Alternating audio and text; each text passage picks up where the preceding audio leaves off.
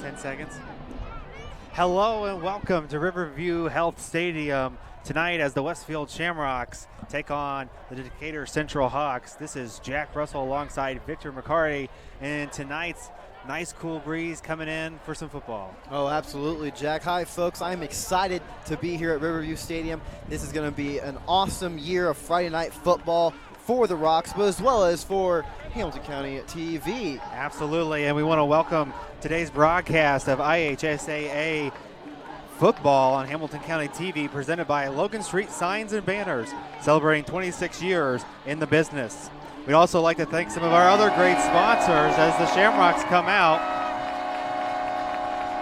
We want to thank our other sponsors: Noblesville Trophies, Community Health Network, Church Hiddle and Antrim, Smith Jewelers, One Zone, and HCTV Calendars.com. So again, we've got here tonight a 6A Westfield Shamrocks and a 5A Franklin Central, but we're going to see a lot of running here tonight as both teams, as you look from last week, one playing Franklin Central, which would be Decatur Central playing Franklin Central with a win last week, and the Shamrocks with a win last week against Harrison. So both teams coming off big wins. It should be an exciting matchup. Absolutely, Jack. Decatur Central won 14-0 against Franklin Central, and then Westfield beat Harrison at Harrison 28-16. And you mentioned the run game, Jack. The Shamrocks last week, they were able to run the ball successfully. It was outstanding. Wynn had 98 yards and a touchdown on 14 carries, so look for him for the Shamrocks to really pound it in. Well, some of the other games going on across the county. One of the games we have going on today is Noblesville taking on Carmel. You can also watch that with Hamilton County TV. Some other games going on: Fishers Tigers taking on Pike, Hamilton Heights taking on North Montgomery. You have Heritage Christian taking on Shenandoah, Sheridan playing Clinton Central, Tipton playing Elwood tonight, and of course, the game that we will be calling tonight with the Westfield Shamrocks and Decatur Central. So we are getting close here to kickoff. I want to thank one of our sponsors before we get kick off here. Logan Street Signs and Banners, celebrating over 26 years. Logan Street Signs and Banners specialize in last-minute signage and banners, serving Noblesville and Hamilton County since 1992. You can contact them at 317-773-7200 and visit their website at loganstreetsigns.com. It looks like the Rocks will be receiving here in this first half. It'll be, nothing better than a Friday night. Oh, I'm loving it up here. And this, once again, this is just a beautiful stadium, Riverview, and they're still about to complete the Riverview new hospital across the way here. We can see it. Beautiful sights. And so here we are with the kickoff for Decatur Central. And it goes into the back of the end zone, and out will come the offense for the Westfield Shamrocks. Last week, Simons for the Shamrocks, number 13, he had a 127 quarterback rating so far for the year. But again, it's only been one game. But I do like that our stats say average, though. I know. It's miraculous. So averaging 151 yards per game. But for one game, first game of the season, that was great stats right there up against Harrison. There we go. So Simons in the pistol formation, hands the ball off, looking for the outside, met right away. Run there by Wynn, number 26, and that'll bring up second down.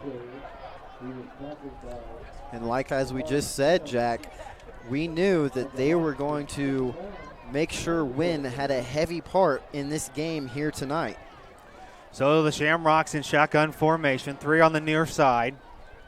Simons under center. Simons looks to his right, scrambles, fires, throws, incomplete. And that'll bring up third down. Last week, Simons was 11 of 15 in the passing game. So we'll see how he does tonight. On the comparison, Harrington, main quarterback for Decatur Central, he was 10 of 18 for 114 yards. So we'll see how much of a quarterback battle that is tonight. So Simons in the pistol formation. He'll go back into shotgun. 3 on the near side, 1 on the far side. Wynn in motion. Simons looks, quick throw, over to the far side, met right away. Fired over to Beam, number 7, and that'll bring up 4th down. That was a good stop by number 5, Nick Pickett, for Decatur Central. He was able to read the quarterback's eyes and make sure the receiver had nowhere to go. Some of the other games as we get ready for the punting formation, North Central at Hamilton Southeastern tonight, Ben Davis at Avon, and Cathedral at Brownsburg, just to name a few. So the Shamrocks in punting formation. Decatur Central have 2 back.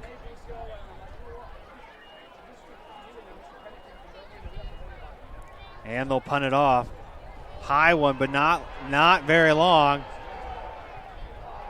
It'll take a Decatur Central bounce, and it'll be the Decatur Central ball for their first possession on offense. They'll start at about the 44-yard line. Decatur Central got some nice penetration right there on the line, almost getting the block. Special teams for the Rocks will have to watch themselves tonight, cannot afford any mistakes. So Decatur Central will take over at the 43-yard line. 10:39 left to play in the first. Under quarterback today, we've got Harrington as the quarterback. Harrington, the senior, 5'10 senior. And also watch him on his ground game. He had 11 carries for 34 yards last week, so he can maneuver the ball very well. Gonna fire, hit as he throws. He's down. Big hit by the Westfield Shamrocks. That was number 54 for the Shamrocks. Mark McLaren, the junior, 5'10", 271 pounds. Big boy getting in there to number 8. So 2nd and 10, ball on the 43-yard line.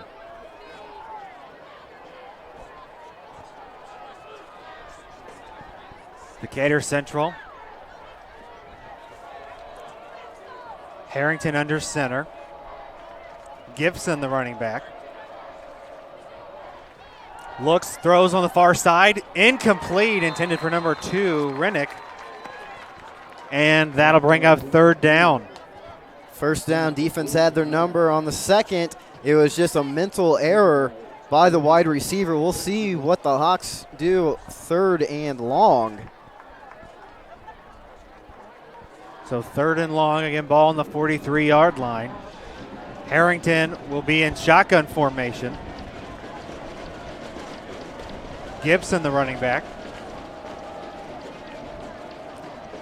Gibson looks.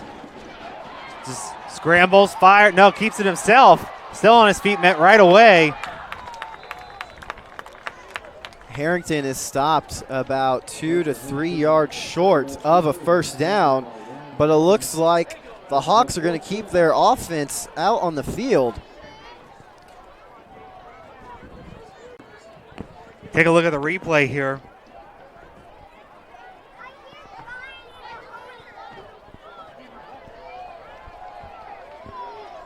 Did you all see it? Here we go. Harrington under center, 4th and 2, ball on the 35-yard line. Motion by the offense, pitches it. He's going to get close. He's got it and more. All the way down, still on his feet. Looks like they're going to call a flag on the play. No sign of a touchdown. Holding on the offense. It's coming back. So that'll push the ball back 5 yards, and it'll bring up 4th and 7. It was great execution from quarterback to running back with a nice sweep pitch out play on the far outside. Could have gone all the way for the touchdown, but another mental error by the Hawks offense will prevent them from getting that first down. So that'll move the ball back here, and that'll bring up, instead of a 4th and short, it'll be 4th and 7. Still talking it over on the sidelines, and it looks like they're going to go for it.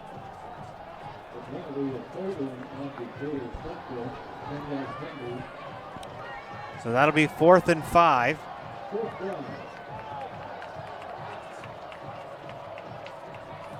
So here comes Decatur Central on 4th down. They've got 2 on the far side. Gibson, the running back. Harrington under center. A little confusion on offense before they snap the ball. Play clock under 10. It looks like maybe the same play. It's going to be a pass. Oh, fast trick play. Defense making his way through. Still pushing them back. Gets Fires. rid of the ball. Incomplete. It's going to be a turnover on downs, and back out come the Shamrocks. That was smart by number 13, Kenny Tracy, for the Decatur Central Hawks. He was maneuvering around in the backfield, almost got tackled for a loss, but able to just barely get it out of his hands.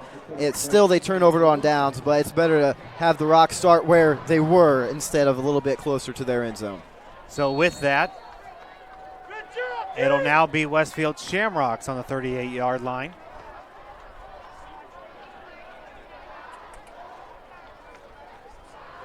Two on the near side, one on the far side. Simon's the quarterback in shotgun position. Looks, keeps it himself, looks to the outside, met right away. Great job by number 2, Dylan Rennick. No good for Simons. Last week, Simons had 5 carries for 31 yards and also a running touchdown. So he can maneuver as well in the backfield. But this Decatur Central defense, they have his number thus far. So with that, we've got 2 on the near side, 1 on the far side. Simons under center. Looks, pitches it out. Now they're going to throw. Fires it complete over the middle. And that's going to bring it down to the other side of the field. But so far, the passing attempts on both sides have been running backs, not the quarterbacks. Well, the Rocks are wanting to play, hey, anything you can do, I can do better. And they run the exact same play Decatur Central just did, but they were able to capitalize. Well, great job by Wheeler, number 88. So they hand the ball off. Gain of a couple there. Great job by number 33 on the play. And that was a great read play by quarterback 13, Simons. He was able to feel the pressure from the defense, breathing down his neck, get that ball out from under him, and get a couple of yards. And that'll bring up second down, 2nd and 6. Ball on the 41-yard line. 8:15, approaching 8:15 left to play in the first. Simons in the shotgun formation. Looks, hands the ball off again. Plenty of room in front of him. Looks, still on his feet. A great possession on the right side. That was number 33 for the Shamrocks, getting a couple yard gain there. Eli Patchett, he's a 6'1 junior, 174 pounds. So in the pistol formation. Simons looks, hands the ball off again to Patchett, still on his feet. Gain of a couple more. It'll be about, I want to say, 2nd and 2. And last week, Patchett, he was 5 for 37. So 5 carries and 37 yards. And thus far, the Rocks, they're trying to utilize that momentum from last week. So Simons in the shotgun formation. Patchett is the running back. Looks, hands it off again. And he is met by a plethora of Decatur Central players. This time, the white jerseys, they were saying, hey, fool me once, shame on me. Fool me twice, shame on you. Not going to get me a third time. So that will bring up third down, 3rd and 6. Ball on the 30-yard line, approaching 7 minutes left in the first. 2 on the near side. Beam and Pepio on the near side. Simons looks, he's got pressure, fires, throws, incomplete, short, intended again for number 33, Patchett, and that'll bring up 4th down. That was number 4 of Decatur Central, breathing down Simons' neck. William Gibson, he's a senior, 5'10", 206 pounds. Thus far, he has been the leader tonight for the Hawks defense, and the Rocks are going to opt to go for a field goal. Alex Bales, the senior, with the field goal. It's up. It's good. Nice job by the senior kicker, Alex Bales. And just like that, that's the first points of the ball game. 3 points on the board for the Westfield Shamrocks. Want to thank some of our sponsors. One of our sponsors today, Noblesville Trophies. Noblesville Trophies offers a large range of products, including sports, trophies, corporate awards, and in-house embroidery. Noblesville Trophies provides you with the same-day service for those last-minute decisions. Contact them at 317-773-7391 or check them out online at www.noblesvilletrophies.com. You can also follow them on Facebook and Twitter. So with the long field goal by the senior kicker, that puts 3 points on the board for the Westfield Shamrocks. So we've got 3-0 right now with 6:50 left to play in the first. I know, Jack, that the scoreboard says 3-0 in favor of the Rocks, but I have to say, in terms of composure, the Shamrocks are also winning the game because, as we mentioned, that first possession for the Hawks, they had 2 mental errors, and they have got to prevent that here in their next possession. Shamrocks, they were able to capitalize on that and at least get away with a few points.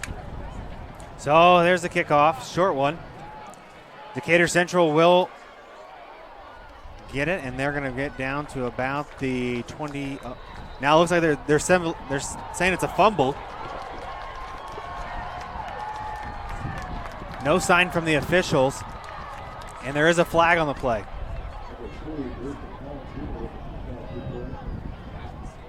Refs are going to confer. There's no sign that. Look at the replay. Take a look at the replay. Tough to see. Now one player doesn't have a helmet on. Yeah, it's definitely getting physical down there, but I don't know. From the replay, it looked like Decatur Central, they were still on their legs, but they could have just marked that forward progress had stopped. Nonetheless, the Hawks are going to come out on the field for offense to have another swing at it.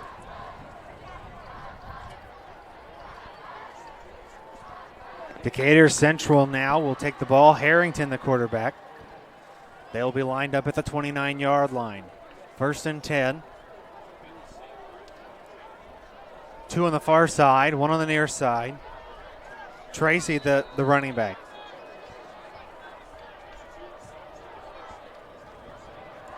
In the shotgun formation, Harrington, motion. Looks, keeps it himself. He's got white jerseys in front of him. There's going to be a flag on the play. Look like it'll be a holding call.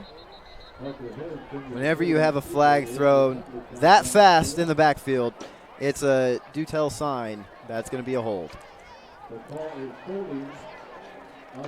I know how to call them, guys. I thought it was just your mind reader abilities. John. Yeah, you know. That'll be a holding call, and that'll push him back 5 yards.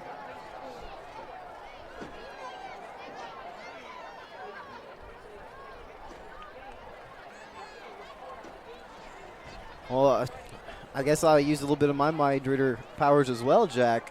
But that's another mental mistake on their very first possession here, on their very next drive here in this first half. So that'll go back 10 yards. So it'll be repeat first down. So 1st and 19, ball on the 20-yard line. They've got 3 on the near side, 1 on the far side. Harrington, the quarterback, in shotgun formation. Harrington looks, hands it off right away. Net gain of a couple there, and that'll be 2nd down. Rock's defense playing it solid up in the alley, making it sure that no white jerseys can get more than a few yards. So was the running back on that possession there, and that's going to bring up 2nd and 16, ball on the 23-yard line. 5:50 left to play in the first.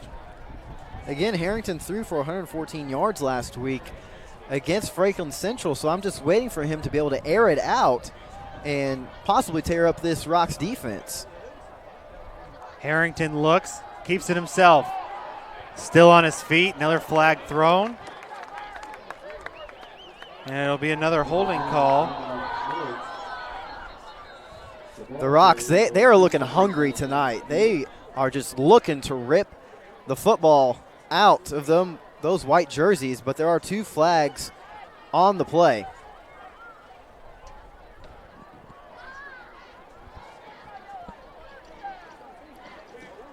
As they talk it over, a quick update. The Tipton Blue Devils lead Elwood 7-0. Those face mask on the Westfield Shamrocks.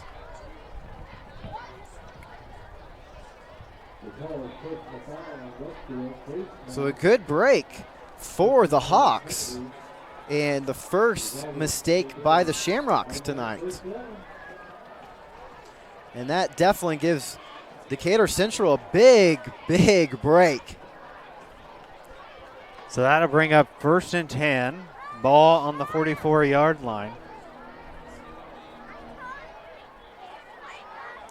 We want to thank everybody for watching tonight. We also have another game going on, Noblesville taking on Carmel. That is with Perry Williams and Craig Atkins.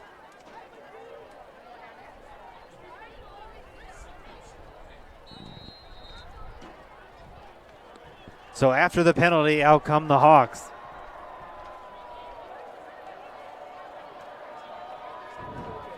Harrington under center. Gibson, the running back, one on the near side, one on the far side.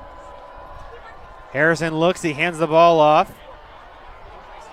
Still on his feet. Still moving. Great run by number 13, Kenny Tracy, with that long gain for the Hawks. Quick update from Noblesville. Noblesville and Carmel are playing. 3:23 left to play in the first. Carmel leads 7-0. As we look at this replay, I noticed that one thing Decatur is loving to do right now, specifically Harrington, he is able to sit back in the pocket, weigh his options, and make sure he gets it to the man he wants. And thus far, it's been number 13, Junior Tracy, been able to carve up the Rocks defense. Harrington looks, fires, incomplete, intended for number 12, Larry Tracy, and that'll bring up 2nd down. Miscommunication on the play. You could tell that Harrington was wanting his wide receiver, number 12, the other Tracy, the senior, to cut back just a smidge sooner to be able to make that connection. So that'll bring up 2nd and 10, ball on the 35-yard line. Harrington in the shotgun formation. Tracy, the running back. 2 on the far side, 1 on the near side. Harrington, high snap, looks, keeps it himself. He's going to run. Still on his feet to the 30, to the 25, met right away by a couple Shamrocks. And it'll bring him down at about the 23, 24-yard line. That'll be another 1st down for the Hawks. That was a mistake by the center that just so happened to work in the favor of Decatur Central. I bet that Coach Kyle Enright is not wanting to see too many more of those, but hey, if it works, it works. You win by any way. So that'll bring up 1st and 10, ball on the 23-yard line after the 1st down, approaching 4 minutes left to play in the first. Looks like we've got 1 on the far side, 2 on the near side, and Harrington under center. Tracy, the running back. He's going to look on the near side. Doesn't see it, still on his feet. Gain of a couple. And that'll bring up 2nd down. In mentioning Coach Enright, he is in his 3rd season with Decatur Central. He has gone an impressive 17-5 with this young squad. And on the opposite end, Coach Gilbert, he is in his 14th season of coaching, and he is 50-33 here at Westfield. And the Rocks won their first state championship just a few years ago when they were in 5A, now moved up to 6A. So Harrington in the shotgun formation, 3 on the near side. Harrington going to keep it himself, looking for some options. Met right away again. Gain of a couple more, and that'll bring up about 3rd and 5. Harrington is going to have to be careful. He is getting banged up a lot down there in the trenches. If his offensive line cannot block just that much more for him, he's going to have to opt back for that drop pass. And a quick update from the Hamilton Southeastern game. Hamilton Southeastern playing Pike. Hamilton Southeastern leads 7-0. So here we go, 3rd and 7, ball on the 20-yard line. The Shamrocks are loud here at home. Harrington all alone in the backfield. 3 on the far side. Harrington rolls, looks, fires, complete at the 10-yard line. Still on his feet, up and good. No flags. Touchdown, Hawks. That's number 2, Allen Jr., a senior for the Decatur Central Hawks. And with that, the Hawks take the lead at 2:19 left to play in the first. Looking at the replay, the Rocks were on zone defense and just had no answer to the backfield of handy footwork with Harrington.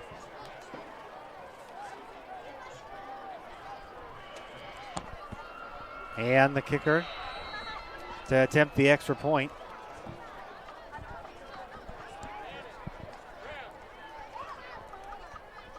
Up. And good. And with that, the Hawks lead 7-3 with 2:19 left to play in the first. This break in the action is brought to you by Community Health Network. Community Health is Central Indiana's leader in providing health care services where and when patients need them. With any questions, you can contact Community Health at 317-355-7775 or visit them online at ecommunity.com. I want to thank another one of our sponsors here in the break in the action, Church Hiddle and Antrim. Church Hiddle and Antrim has been around since 1880. Our neighbors, community leaders, businesses, and school districts have placed their trust in us to solve their most challenging legal issues. We have a rich history of helping our clients when they need it most. Give them a call at 317-773-2190 or visit them online at cchalaw.com.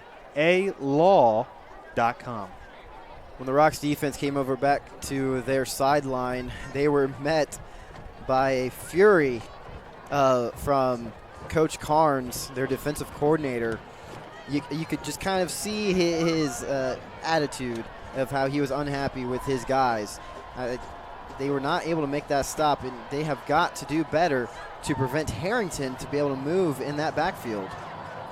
So here comes the kick by the Hawks.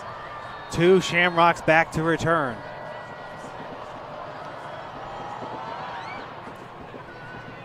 It's a long kick in the back of the end zone, and the Shamrocks will take over. Another touchback for the Rocks to get their next possession started. Well, Jack, thus far, I think the tail of the tape is early on Decatur Central. They've been having their mental errors, but they had the one where it was a high snap pass, but it worked in their favor thanks to the handy footwork of Harrington, be able to maneuver out the pass and get at least 10 yards out of that play, turning nothing into something. We'll see if he can continue to put his team on his back, as now we see the Shamrocks take over on offense. Simons in the pistol formation, 2 on the far side, 1 on the near side. Gets the call from the sideline. Wynn in the backfield. Little change up here, now into shotgun formation. Simons looks, fires to the near side, incomplete, a little behind, intended for number 7, Bean, and that'll bring up 2nd and 10. Simons has got to be careful. Although he knew where he wanted to go with the ball to his wide receiver, number 7 on the play there, he has got to read the defense. Don't just trust the play and where he thinks the ball is going to go, because that could have just easily been an interception. Make sure to look on both sides, see where the coverage is at. Are they dropping back? Is it going to be zone? Is it going to be man? Make sure to read the defense.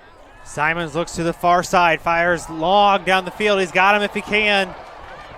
Now there's a flag on the play. I saw that call coming from a mile away. I like the confidence of Simons on that play, but once those white jerseys were draped over the Rocks, we knew it was going to be a holding penalty, and in favor of the Rocks, they're moving down the field.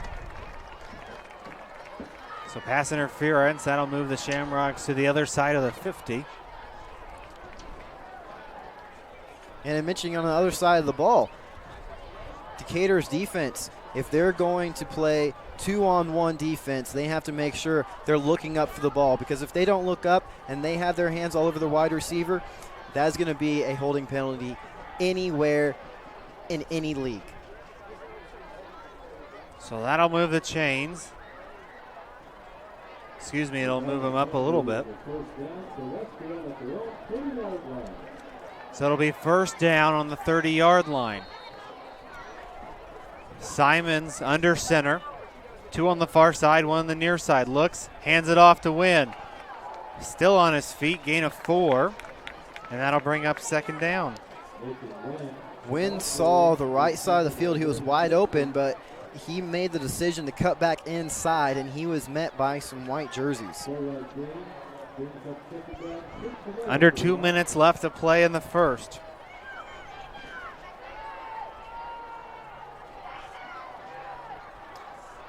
So Simons in the pistol formation, looks, hands it off.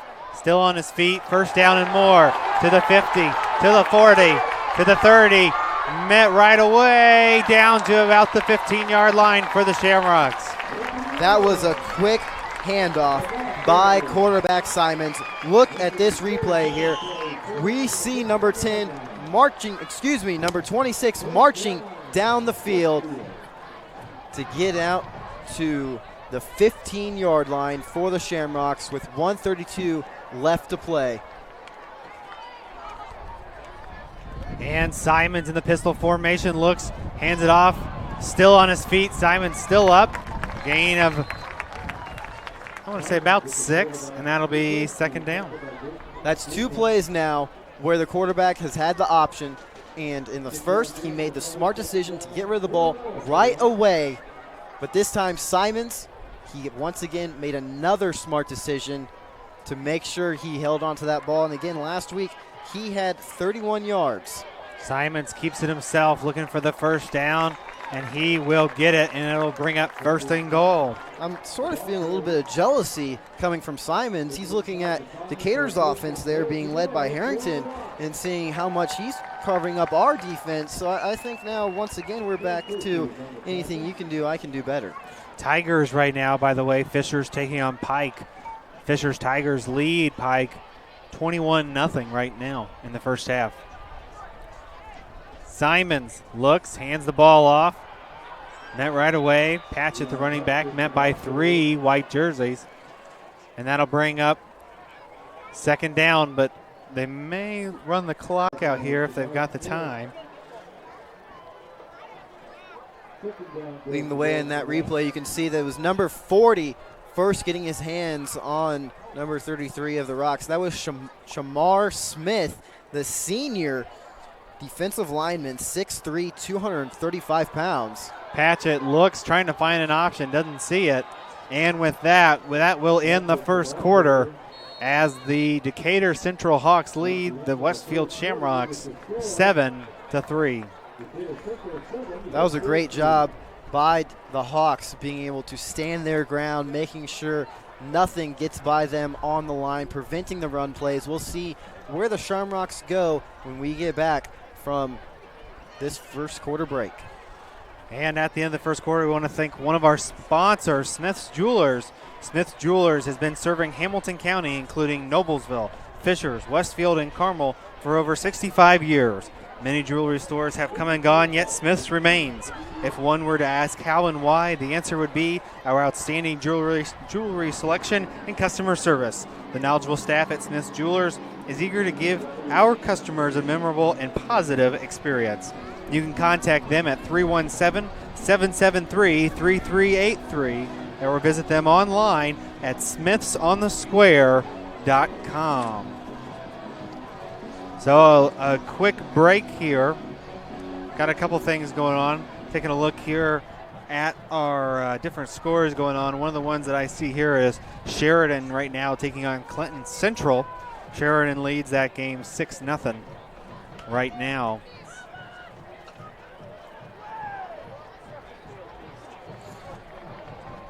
So another quick thing here. I want to look at Westfield and where they'll be next week. Next week, they will be taking on Zionsville at Westfield High School. And then following that, it'll be the October 5th at Fishers. And then they'll play October 12th at Franklin Central. So Simons in the shotgun formation, 2 on the far side, 1 on the near side.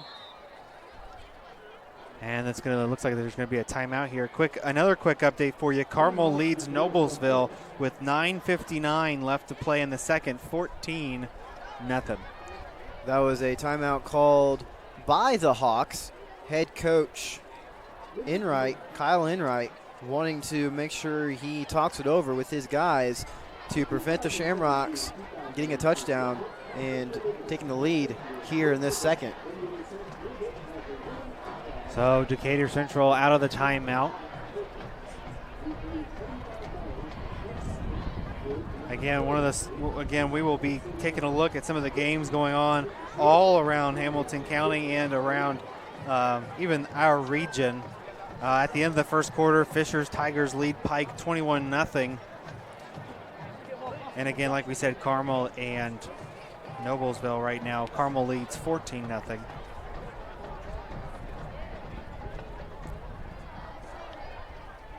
So Tipton against Elwood. Tipton leads 21-0 in that game.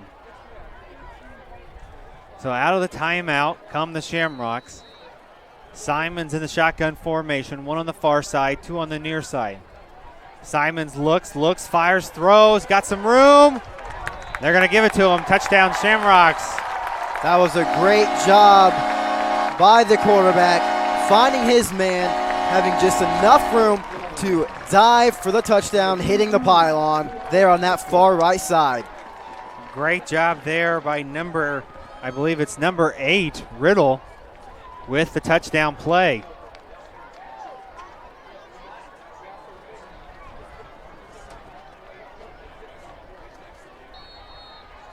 So now the kicker, Bales, the kicker. He will attempt the extra point. Up, good. You can make it from any distance there. And with that, the Wesfield Shamrocks take the lead back 10-7 over the Hawks with 11:55 left to play in the second. This break in the action brought to you by One Zone. One Zone, a Hamilton County Chamber of Commerce that was formed in 2015 with the merger of the Carmel and Fishers Chambers. One Zone serves the business community as a commerce connector, convener, strong voice, significant presence, and business advocate in an ever-changing marketplace. With One Zone, businesses get an organization that reaches across municipal boundaries just the way business does to deliver more impact and more opportunities more efficiently. With 1,300 members, One Zone ranks as the 4th largest chamber in the state of Indiana. Well, I think I can speak for both of us, Jack, when I say that now that we have a game on our hands, the excitement is even that much more here in the atmosphere at Riverview Stadium. And I just love how football is back in the talk of conversation, whether it be from high school. College will be coming up here in a couple of weeks. We've already got the preseason with the Colts now, and they just wrapped up their first training season here at Westfield over in Grand Park. That was a miraculous show as well. So out of the break in the action, the Westfield Shamrocks to kick off, 2 Decatur Central Hawks back to receive. And that will go into the end zone. And that'll bring out the Hawks. Harrington and the Hawks back out on offense.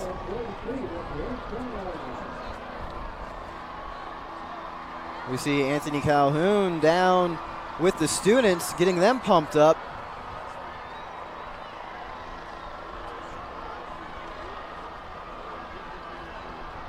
We have another station that's arrived as well.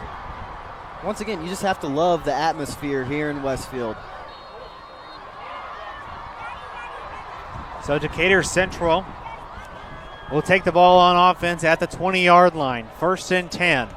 Harrington in the shotgun formation. 2 on the near side, 1 on the far side. Motion on offense. Looks, keeps it himself. Harrington up. Gain of 4.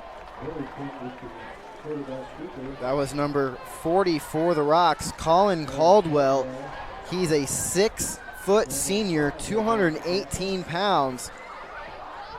This Rock defensive line is rock solid in being able to hold down their own. And I just know that they are hungry to be able to strip that ball away.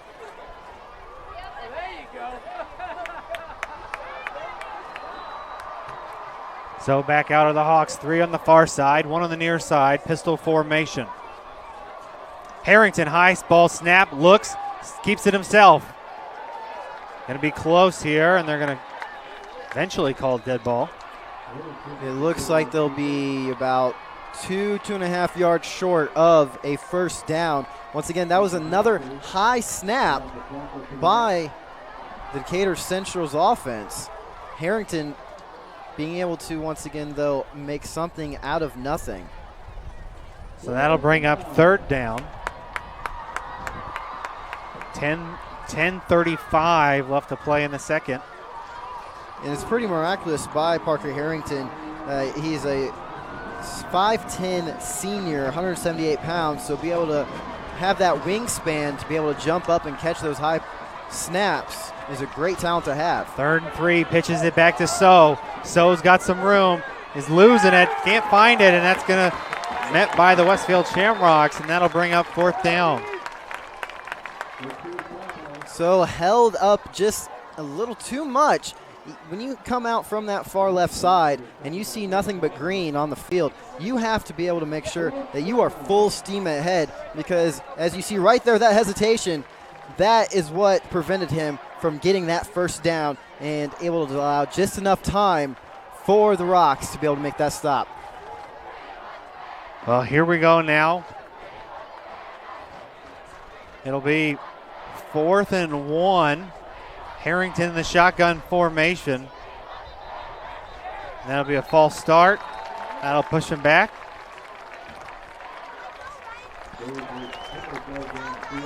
Shout out to the Shamrock fans being able to help cause that false start. Push him back 5 yards.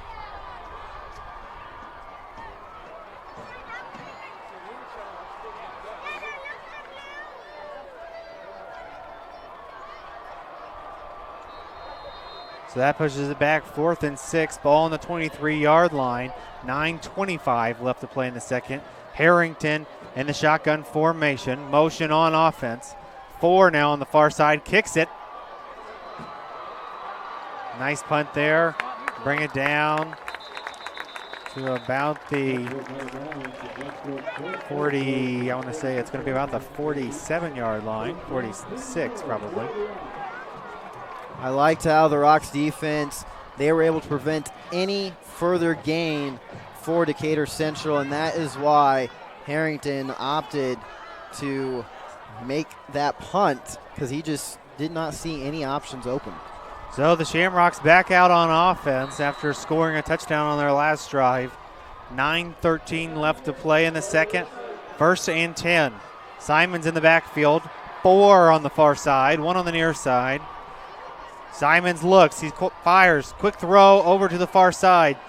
Still on his feet all the way to the 40, to the 35, down to about the 30-yard line. Great run there by number 32, Hauser, and that'll bring up a Westfield first down. As we look here, Hauser, he's able to make that cut, then make another, keep it out to the right side. And Hauser's only a freshman, so that is a promising look for the Shamrocks. Last week, he had 22 yards for 5 carries and 1 touchdown. Simons in the backfield, 3, motion on offense. He keeps it himself. Simons looking for some room, met right away. That was another quarterback option where it was a smart play by Simons, where he saw a white jersey running towards him on the edge, but he opted to keep it himself. But now it looks like, well, the man with the plan himself, who had a great gain there, Hauser, is going to come out of the game. Seems to be favoring his left arm. I'll tell you something really cool real quick about Hauser. Actually, Hauser, his brother was a running back last year, so kind of a fun indeed, yeah. senior. So it's kind of fun that he's, I believe he's wearing the same number. So it's all in the family. So Simons, the quarterback, 3 on the far side, 2 on the near side. Simons in shotgun formation, looks to the far side, throws, incomplete, intended for number 7, Beam, and that'll bring up a 3rd and 10.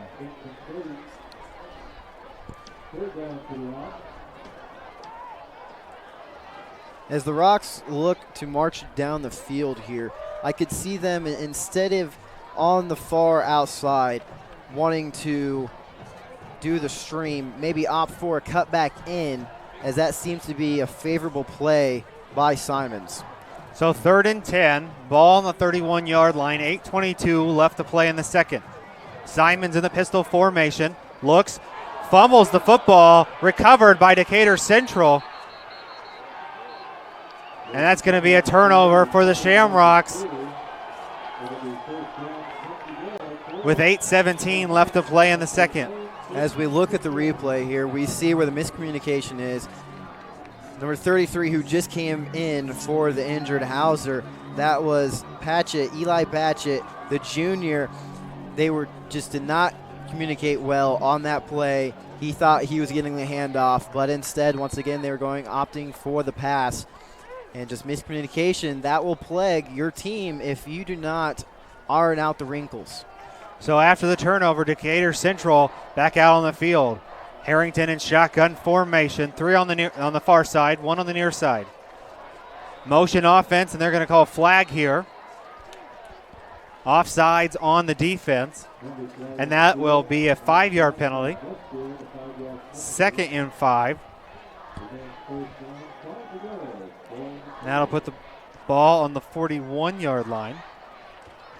Exchanging a guard for the Shamrocks. We're going to see number 57 get a breather.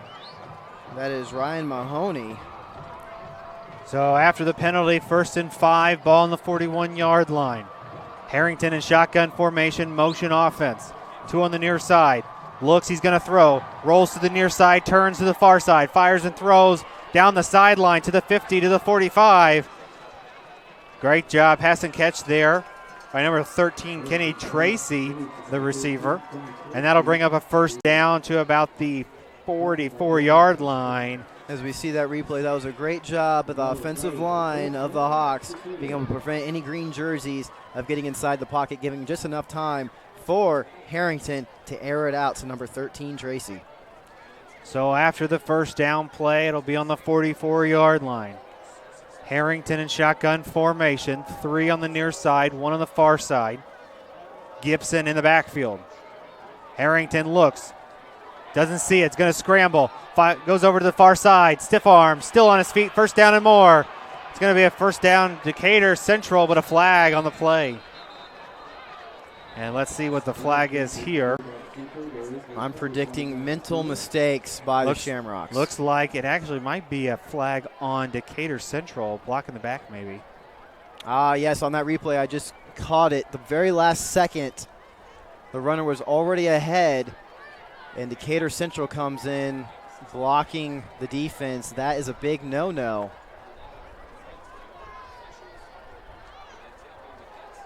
So we'll see the official announcement here. We look at this replay once again. Blocking the back by Decatur Central. Yep, right there. The good news for everybody, I'm 2 for 2 on penalties. So with that, that'll move the ball back.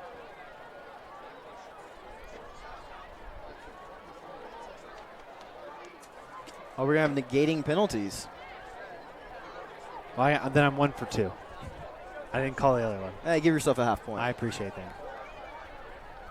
Well, real quick, out of the penalty, I want to thank HCTV Calendars. Be sure to check out this calendar for upcoming events in Hamilton County, including our local high school events. If you have an event, add it to our calendar, easy and free. The Hamilton County Community Calendar has been online since 1995. You can visit that online at hctvcalendar.com. Again, I want to thank all of our sponsors. I want to thank Logan Street Signs and Banners, Noblesville Trophies, Community Health Network, Church Headland Antrim, Smith Jewelers, One Zone, and hctvcalendars.com. So out of this, the ball will be moved 20 yards forward. And everyone at home is going to say, what happened, Jack? And I'm going to tell you, I don't know. With these earmuffs over our ears, we can't quite hear the stadium announcer but not sure, but regardless, the ball is going to be at the 19-yard line. 1st and 10, ball in the 19, 8 minutes left to play in the second. Decatur Central with the ball. Harrington in the pistol formation. Harrington looks, high ball snap, hands it off, still on his feet. 1st down and more, spin move, still down, all the way down to about the 2-yard line, and that'll bring up 1st and goal for Decatur Central. That's senior William Gibson, once again, 5'10", 206 pounds. Let's look at this replay here. 1 tackle broken, 2 tackles broken, 3 tackles, 4 tackles, 5 tackles. It takes 6 Shamrocks to be able to bring this guy down. So after the big run, it's going to be 1st down, ball on the 3-yard line. 7:40 left to play in the second quarter. Harrington under center. So and Gibson in the backfield. One on the far side, one on the near side. Motion on the offense. Harrington looks, hands it off to So. Walks into the end zone. Touchdown, Hawks. With 7:25 left to go in the second quarter, the Hawks take the lead. An easy play for the Hawks offense, being able to look on the left side as we see a hole right up the middle, and number 13 just able to walk it right in. Once again, that is junior Tracy. He is a 6'1", 185-pound dual player, running back, and linebacker. Maldonado, the kicker, for the extra point. Up right through the middle, and with 7:25 left to play in the second quarter, the Hawks take the lead 14-10. And a little break in the action here. I want to thank one of our sponsors, Logan Street Signs and Banners. Logan Street Signs and Banners celebrating over 26 years. Logan Street Signs and Banners specialize in last-minute signage and banners, serving Noblesville and Hamilton County since 1992. You can contact them at 317-773-7200. If you didn't have a pen, that's okay. You can go to LoganStreetSigns.com or visit them on Instagram, Facebook, and Twitter. A few quick score updates from around Central Indiana. We have Avon over Ben Davis 14-7. Carmel leading Noblesville 21-0. Cathedral trailing Brownsburg Bulldogs 10-0. And New Pal over Center Grove 7-0. Fishers still over Pike, but they are now on the board 21-7. And rounding that out, Sheridan is still over Clinton Central 6-0. So again, anybody joining us, thank you for watching or listening. We are very excited to be here at Riverview Health Stadium as the Westfield Shamrocks are taking on the Decatur Central Hawks. And with the kick, Shamrock back to return, bobbles it a little bit, pitches it back, turns down the 20 to the 30 to the 40, met, but to the 40-yard line. Whatever gets the job done. A little trickery by the Shamrocks brings them down to the 40-yard line, and that's where Simons in the offense will begin. As we look at this replay, that was a gutsy call, but it worked in the favor for the Rocks, being able to march it down to the 40-yard line. That was Jonathan Frey with the return, 5'7", 135-pound sophomore. So after the kickoff, you've got the Shamrocks with the ball at the 42-yard line. 1st and 10. Simons under center, looks, hands the ball off to Win. Gain of a couple there, and that'll bring up 2nd down. So gain of a couple. It's going to be a no-huddle offense right now for the Shamrocks. Simons under center, 2 on the far side. Hands it off again to Win. Met right away. Loss of a couple. That'll bring up 3rd down.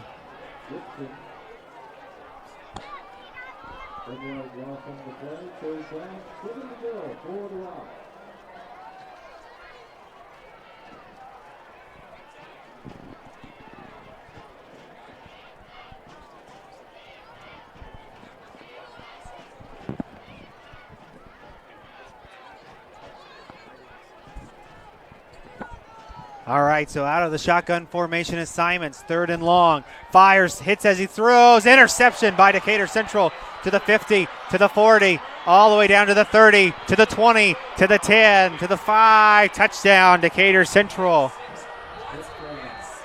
Another touchdown on the board, and that'll bring the Hawks up by 10. That was a great play by Jason Allen as we look at this replay here. Simons, he felt the pressure breathing down his neck, trying to squeeze it inside to his receiver, and just no good. He has got to be smarter within the pocket, but nonetheless, that is Jason Allen Jr., the senior, 5'10", 165-pound, with the eye for the ball, getting that pick six. Jamie Maldonado, the kicker, up and good. So with that, with 6:07 left to play in the second quarter, the Hawks put a quick 7 points on the board and lead 21-10. A very different game than the Rocks experienced last week against Harrison when they won 28-16. I talked with one of the coaches before the game, and he told me that they were wanting to have this first half be a different pace than how they ended last week. And, well, not so much thus far. We'll see with 6 minutes left here in the half how they come out and show their adversity in the second. Quick break in the action is brought to you by Community Health Network. Community Health is Central Indiana's leader in providing health care services where and when patients need them. With any questions, you can contact Community Health at 317-355-7775 or visit them online at ecommunity.com. So a quick score, quick interception and score by the Hawks puts them up 21-10 with 6:07 left to play in the second quarter. I just have to comment on it, Jack, while we have a quick sec. I love the helmets of the Decatur Central Hawks. Yeah. Very reminiscent of the Oregon Ducks. So the Shamrocks bring it up to the 20, to the 30. Still got some room. Down to the 35-yard line. Great kick return by the Shamrocks, putting him in good field position. This time around, that is number 20, Owen McGraw. Senior, 5'9", 165 pounds. Great field awareness of being able to march it up to the 37-yard line is where the Rocks will start with 6:01 left to play. So after the interception, Simons and the offense come out on the field. We've got 2 on the near side, 2 on the far side. Patchett, the running back. Simons in shotgun formation, motion offense for the Shamrocks. Simons looks to the near side, fires, throws, complete. Spin move, but fell down, but great passing catch to number 8, Jacob Riddle, and that'll bring up second down. Brittle, he was ready to be tackled and had the spin move, pressing the B button on reserve, but just slipped up to not get any more yards. Pistol formation. Simons hands the ball off to Patchett, gain of about 3, and that'll bring up third down. You can feel all of a sudden the Rocks wanting to play hurry up because they are very much so aware that they are down by 11 here on home turf. They do not want to be down by that much going into the half. Simons in the pistol formation gets the call from the sideline. 3 on the far side, 1 on the near side. Patchett in the backfield. Simons looks, fires, throws down the sideline. Incomplete. Pass intended for Beam right out of his hands, and that'll bring up fourth down for the Shamrocks. It was a great throw by Simons, right on the money. It was just that as we look at a replay from earlier, it was number 7 who could not hold on to the ball. So that'll bring up fourth down for the Shamrocks.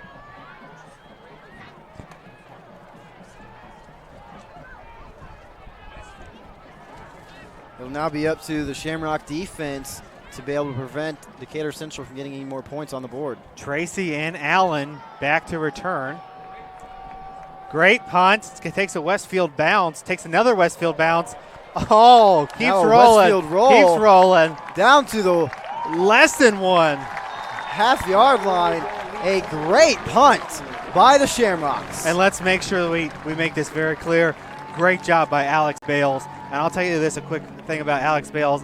I've had the opportunity now, this is my 4th season with the Westfield Shamrocks calling some of their games. I've had the opportunity for 4 years to call his name, and he has done a spectacular job all 4 years. Well, I think he's grown up in a great era here in Indy of having miraculous punters to look up to.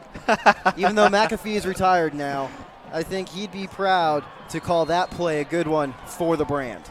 So after the Bales punt, that's going to be all the way down to the 1-yard line for Decatur Central.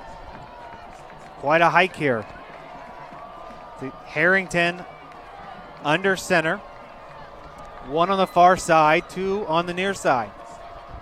Harrington under center, looks to throw, keeps it himself, rolls, doesn't see it, throws, incomplete. Pass intended for number 13, Tracy, and that'll bring up 2nd down. That is scary territory for Decatur Central to be in right now. You can just feel the Rocks defense hungry for that safety to get 2 points on the board. Quick scoring update. The Hamilton Heights Huskies, we got a score there. Hamilton Heights leads North Montgomery 7-0 at the end of the first quarter. On that last play, it was Colin Caldwell for the Shamrocks being able to maneuver on the outside back to Hatchett. So we'll see what he does on this play. Harrington in shotgun formation, hands the ball off to Tracy. Met right away by the Shamrocks. One of the players even loses his helmet. Well, that was Colin Caldwell, Jack, and as I called it for that last play, he is ready and rearing to go there inside that inside linebacker position with him off the field because of a technicality with his helmet. We'll see how the Shamrocks do on defense. It is 3rd and long for the Hawks. Quick scoring update here. Carmel leads Noblesville with 1:37 left to play in the second, 21-7. So Hamilton Heights sports all over there today. But Harrington in the shotgun formation on 3rd down. Fires it through the middle, incomplete. That'll bring up 4th and 9. Ball on the 2-yard line. Great awareness by the Rocks defense, keeping it man-to-man down the field. Almost 3 in the zone where Harrington was throwing the ball, making sure that he had no wide receivers open. With it being 4th and long now, we'll see what the Hawks opt to do. I would hope that they are looking to get rid of the ball as far downfield as they can. So 4th and 9, ball on the 2-yard line, 3:46 left to play in the second. Harrington in the backfield, 4 wide. Looks, gonna punt it away. Tipped. Lands at about the 31-yard line. So the Shamrocks will get the ball on their side of the field on the 31-yard line. Look Quick at the replay here. And little tip there. Absolutely. So quick break in the action brought to you by Smith's Jewelers. Smith's Jewelers has been serving Hamilton County, including Noblesville, Fishers, Westfield, and Carmel for over 65 years. Many jewelry stores have come and gone, yet Smith's remains. If one were to ask how and why, the answer would be our outstanding jewelry selection and customer service. The knowledgeable staff at Smith's Jewelers is eager to give our customers a memorable experience. Contact them at 317-773-3383 or visit them online at smithsonthesquare.com. So after the break here, Simons in the pistol formation. 3 on the far side, 1 on the near side. Simons looks, hands the ball off, still on his feet, win to the 20, down to about the 17-yard line, and that'll be a 1st down for the Westfield Shamrocks. Great misdirection by the Shamrocks offense. As we look at this replay, we had 3 on the far right side. Simons opting once again for the quarterback option, and handing it off to Wynn was the best choice. So Simons in the pistol formation, 3 on the far side. Simons looks, hands the ball off again to Wynn. Met right away, gain of a couple. That'll be second down, 2nd and 8. Ball on the 15-yard line, approaching 3 minutes left to play in the second quarter. We live in this era of quarterback option no matter what league you play in, and it always seems to work in the offensive favor. When it comes to defense, I just say, hey, try to play zone as much as possible. Simons fumbles it, but keeps it himself, throws it over to the far side. Short, but a gain of a couple. Some fun things about the option. One of the first teams to do that option type was actually a guy by the name of Bud Wright from Sheridan. He liked to do the option formation, and his son, Kevin Wright, my uncle, he's now down at IMG Academy, still doing the option formation. So it's a generation thing, and when you have a versatile quarterback, that's what you get there. Absolutely. So Simons keeps it himself, speaking of versatile quarterbacks, gets the first down and more. And that'll be a 1st and goal. All the way to the 6-yard line. So it'll be 1st and goal, approaching 2 minutes left to play in the second quarter. Hawks lead 21-10. Shamrocks, Simons in pistol formation. 3 on the near side, 1 on the far side. Simons looks, hands the ball off to Wynn. Gain of a couple. And that'll bring up 2nd and goal. Wynn is trying to power it in as close as he can get to the end zone. He feels it just out of arm's length. Only 3 yards short of a touchdown. Let's see what the Shamrocks opt to do. 1:40 left to play in the second. Ball on the 3-yard line. Simons in pistol formation. 3 on the near side. Flag on the play. Looks like it's going to be a false start penalty. And that'll push him back a few. Another mental error by the Shamrocks. Let me tell you real quick, though, a story about Bud Wright, Jack. So one night, I went to Steak and Shake, and it was Friday night, and there were 4 different high school teams there. But what seems to happen, Bud Wright walks in with his Sheridan guys, and he seems to just have a persona to control the whole atmosphere. Everyone just has an epitome of respect for Bud Wright. He is a fantastic coach and man. So in the pistol formation, 3 on the near side, 1 on the far side. Simons looks, keeps it himself, gains all the ground back, but still brings it back down to about the 3-yard line. Approaching 1 minute left to play in the second. 3rd and goal for the Shamrocks.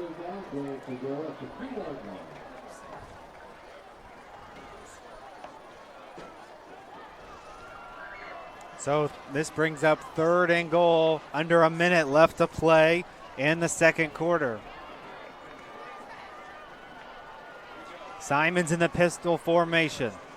2 on the far side, 1 on the near side. Simons fades in the back of the end zone. Incomplete, intended for number 7 on the play. I don't think there's a flag. I don't see a flag. No flag for holding on that play. Shamrocks will have to, nope, they're going to opt to bring in the field goal unit on 4th down. Play it safe with 40 seconds left, opt for the 3 points. Well, you got a kicker. Like I said, you got a kicker that kicked a long field goal, and you got a great punt out of him, so this should be, not to jinx anything, but this should be good here. Knock on wood. Bales up and good. So with 37 seconds left to play in the second quarter, the Shamrocks and the Hawks still lead 21-13. This break in the action brought to you by One Zone.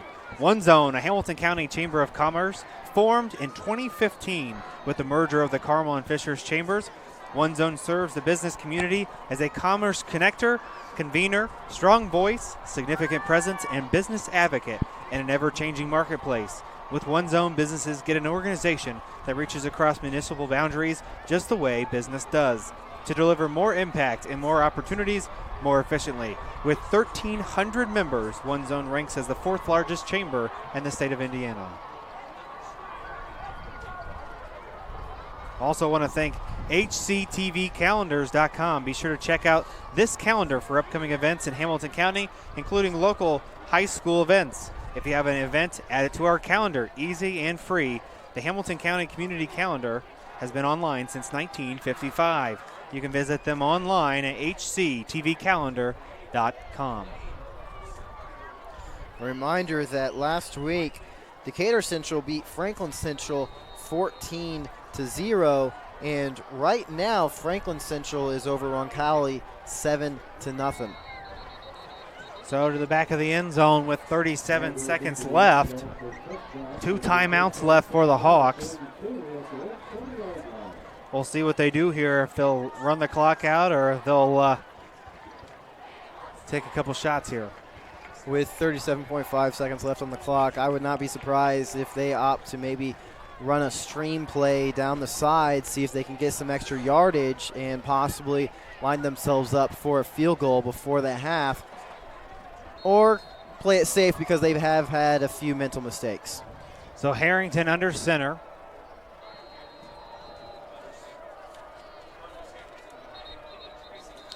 And it will be a timeout by Coach Enright for Decatur Central, wanting to talk about it coming out of the change of possession. So a quick scoring update here. We have a couple all around, but one of them at the end of the second quarter, the Fishers Tigers lead Pike 28-7. And Avon leads Ben Davis 14-7. Carmel still over the Noblesville Millers 21-7. Once again, that game you can catch right here on hometown television. Brownsburg over Cathedral 10-0, and New Pal over Center Grove 10-6. Another game here. Tipton leads Elwood 41-0, and the Hamilton Heights Huskies taking on North Montgomery. The Huskies lead 7-0. Another score here, Zionsville leads Lebanon 21-0. And Guerin Catholic taking on Central Catholic. Guerin leads 6-0 there.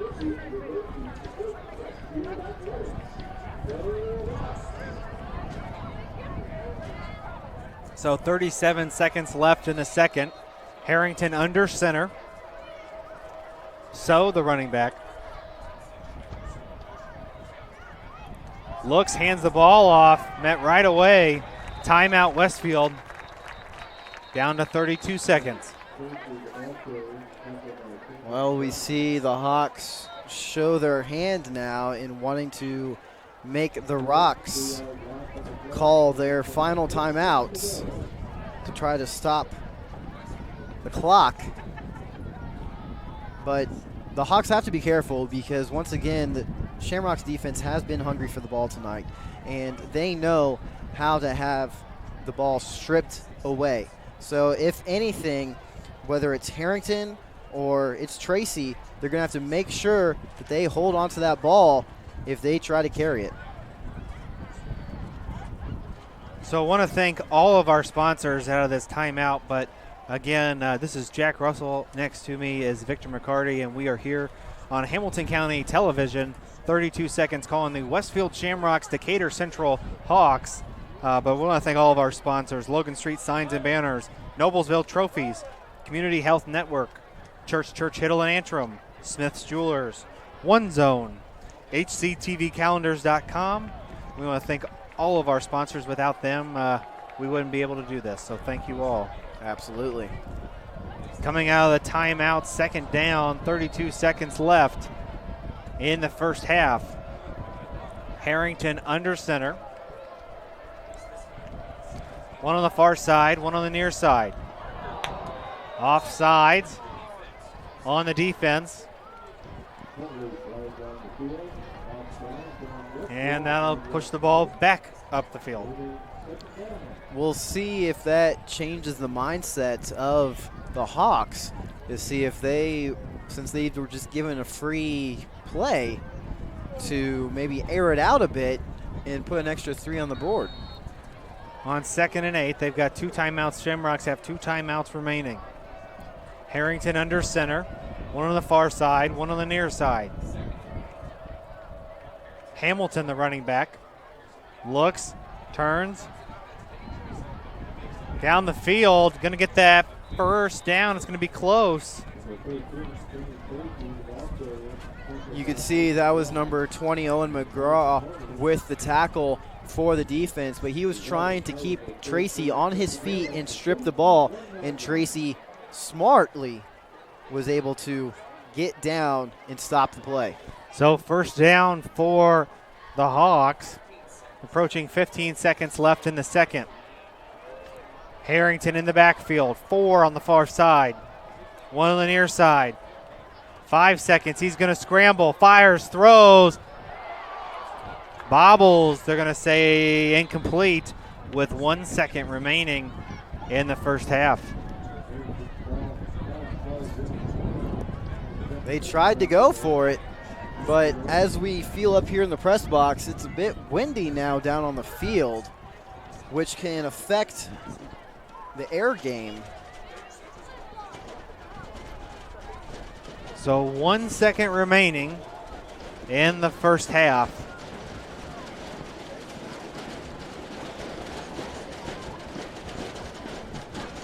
One second, here we go.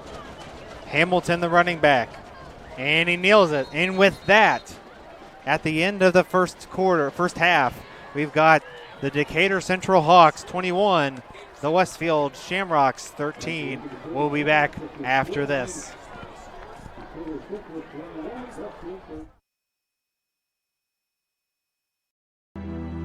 Superheroes come in all shapes and sizes. They don't always meet in an underground fortress. Sometimes they meet in places that appear to be very ordinary to most people. But inside, there are heroes in training.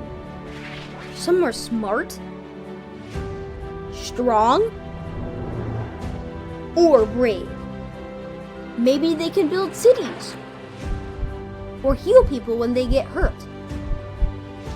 But even superheroes need some help sometimes. With your support, we can change the world. Together, we are a force that can't be defeated. Support the club. Save the world. Support your local superheroes and donate now to the Boys and Girls Club of Noblesville at bgcni.org.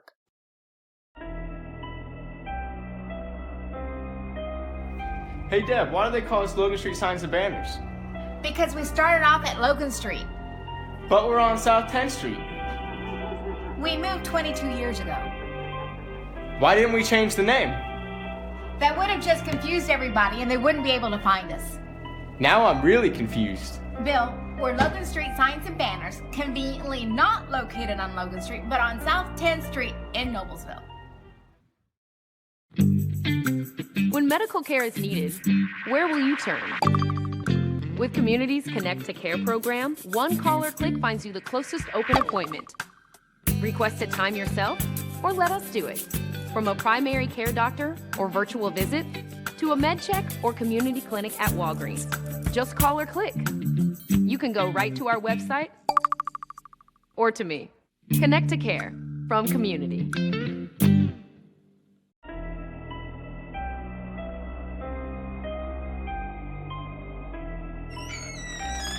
Can I help you? Yeah, I'm looking for Logan Street Signs and Banners. You found us. But this ain't Logan Street. This is South 10th. We moved 22 years ago. Well, how come you didn't change the name? That would have just confused people. Well, actually, South 10th is Allisonville. If you're from Fishers.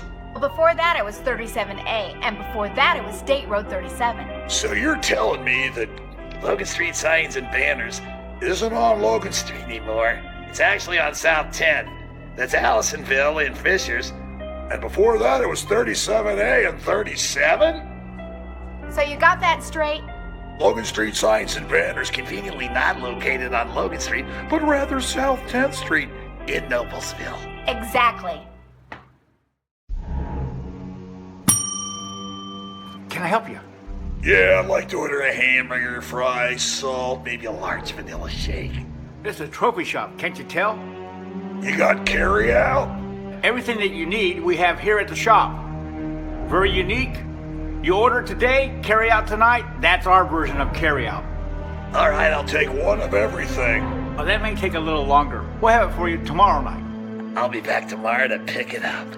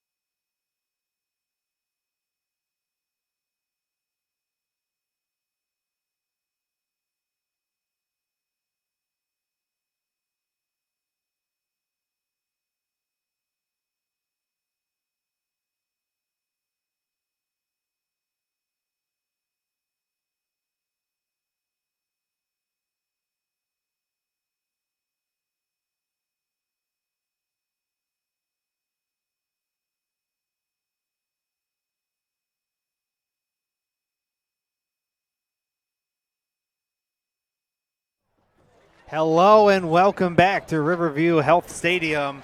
This is Jack Russell alongside me, Victor McCarty, and we are here as the Decatur Central Hawks lead after 2 quarters, 21-13 over the Shamrocks. Quickly want to tell you a couple scores from around the county. Carmel taking on Noblesville at halftime. Carmel leads 21-7. North Central leads Hamilton Southeastern 14-7. Lawrence Central today taking on Bishop Chatard. Lawrence Central leads that game 17-10. Fishers over Pike at halftime. Fishers leads 28-7. Hamilton Heights travels to North Montgomery today, and Hamilton Heights leads 7-0. Zionsville playing Lebanon today, and Zionsville leads 21-0. So we played one half of football, and we've seen a couple mistakes on both ends, but fairly close ball game going into the second half. Real quick, Jack, I'll tell you one thing I love. I mentioned a little bit earlier, but this was the first year that Westfield, specifically at Grand Park, hosted the Colts training camp. It is the first out of 10 years that it'll be here in Westfield.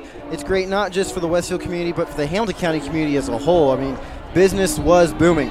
But one more thing that I love is that we have GM Chris Ballard in attendance tonight. So it is awesome to see the representatives from professional teams such as the Colts coming out to their community and supporting this local high school football action. Speaking of supporting, I want to thank all of our sponsors on Hamilton County TV. I want to thank Logan Street Signs and Banners, Noblesville Trophies, Community Health Network, Church Hiddle and Antrim, Smith's Jewelers, One Zone, HCTVcalendars.com. Thank you to all of our sponsors throughout the season, throughout football season, and just like that, we will get ready to play 24 minutes of high school football as we get ready for the third quarter. Westfield taking on Decatur Central. Decatur Central will start with the ball here in this second half. We'll see how the Rocks defense responds after allowing them to put up 14 points. Remember, one of the touchdowns by the Hawks was a pick six. Into the back of the end zone, and out come the Hawks for their first possession of the second half. I specifically look for the Hawks once again. It'll be Harrington leading the charge. The senior, again last week, he had 114 yards through the air and 34 yards on the ground. He has easily surpassed that here tonight on the ground, being able to defer where to pass the ball and usually handing it off to his main man, 13 Tracy. So Harrington under center, 2 on the near side. Gibson, the running back. Looks, Harrington hands the ball off on the near side. Still on his feet, met by some Shamrocks. Great run there by Kenny Tracy, the running back. No gain on the play, and that'll bring up 2nd and 10. First to Tracy was number 68 for the Shamrocks. That is Jacob Natral. He is a 5'7", 249 junior for the Shamrocks.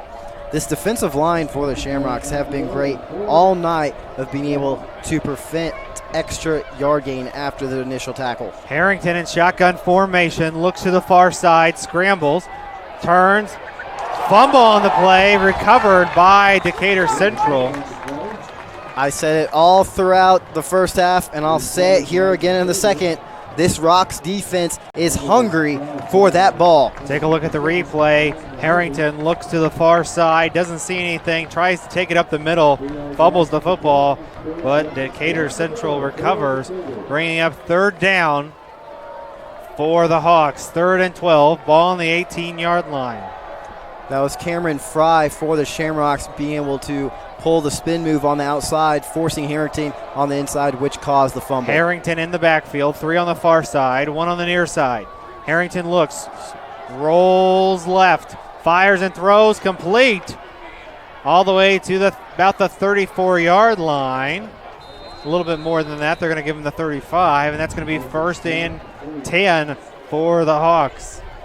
When the quarterback looks downfield and he sees his man on an island all by himself and the defenders are past him, you know there is a problem. The Shamrocks really have to work on where their positioning is out on the field and the awareness of where their man is they are supposed to cover. Great pass and catch there from Harrison to Tracy, and that's going to bring up a 1st and 10. 1st and 10, ball on the 36-yard line, approaching 10 minutes left to play in the third. Harrington, high ball snap, all the way down to the 10, fumbles on it, or dives on it. That is about the 4th time that has happened here tonight, and it seemed to be 4th time is a charm as we look at the replay here. And that was just a little too high for number 8, Harrington. So that's going to bring up 2nd and long. There's long and then very long, and it's going to be 2nd and very long. 2nd and 35, ball on the 11-yard line. 9:25 left to play in the third. I don't know if you folks at home could hear that rustle and bustle in our mics, but the wind has picked up here at Riverview Health Stadium.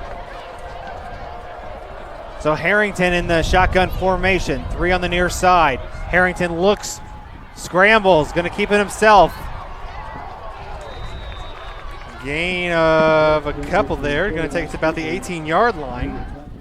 Under 9 minutes left to play in the third. 3rd and 28, ball on the 18-yard line. Still very long to go, as much as Harrington tried to earn some extra yardage back for the Hawks. So 3rd and 28, 8:35 left to play in the third. Harrington gets the call from the sideline.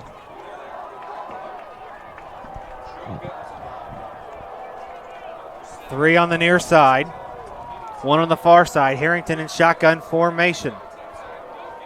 Harrington looks, fires down the field.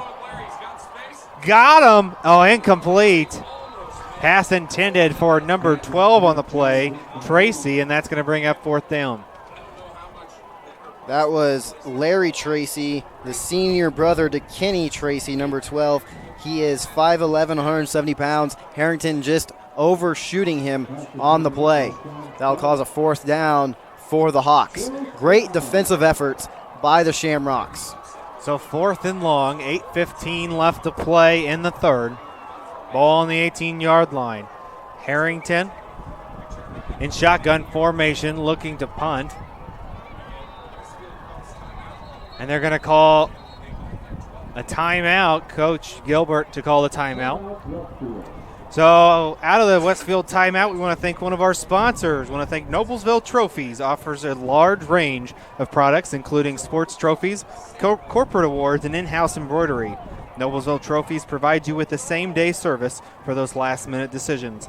Contact them at 317-773-7391 or check them out online at noblesvilletrophies.com. You can follow them on Facebook and Twitter. I want to thank another one of our sponsors tonight, Community Health Network. Community Health is Central Indiana's leader in providing healthcare services where and when you need them. With any questions, you can contact Community Health at 317-355-7775 or visit them online at ecommunity.com. So out of the timeout, it'll be 4th and long with 8:15 left to play in the third. Looks like that Gilbert possibly called that timeout because there were 12 men on the field for the Rocks. Cannot allow extra yardage off of dumb penalties. So Harrington, they call a timeout, or excuse me, they call a flag. False start on Decatur Central. Push them back that much further. Eventually we'll get this punt off. I know, exactly.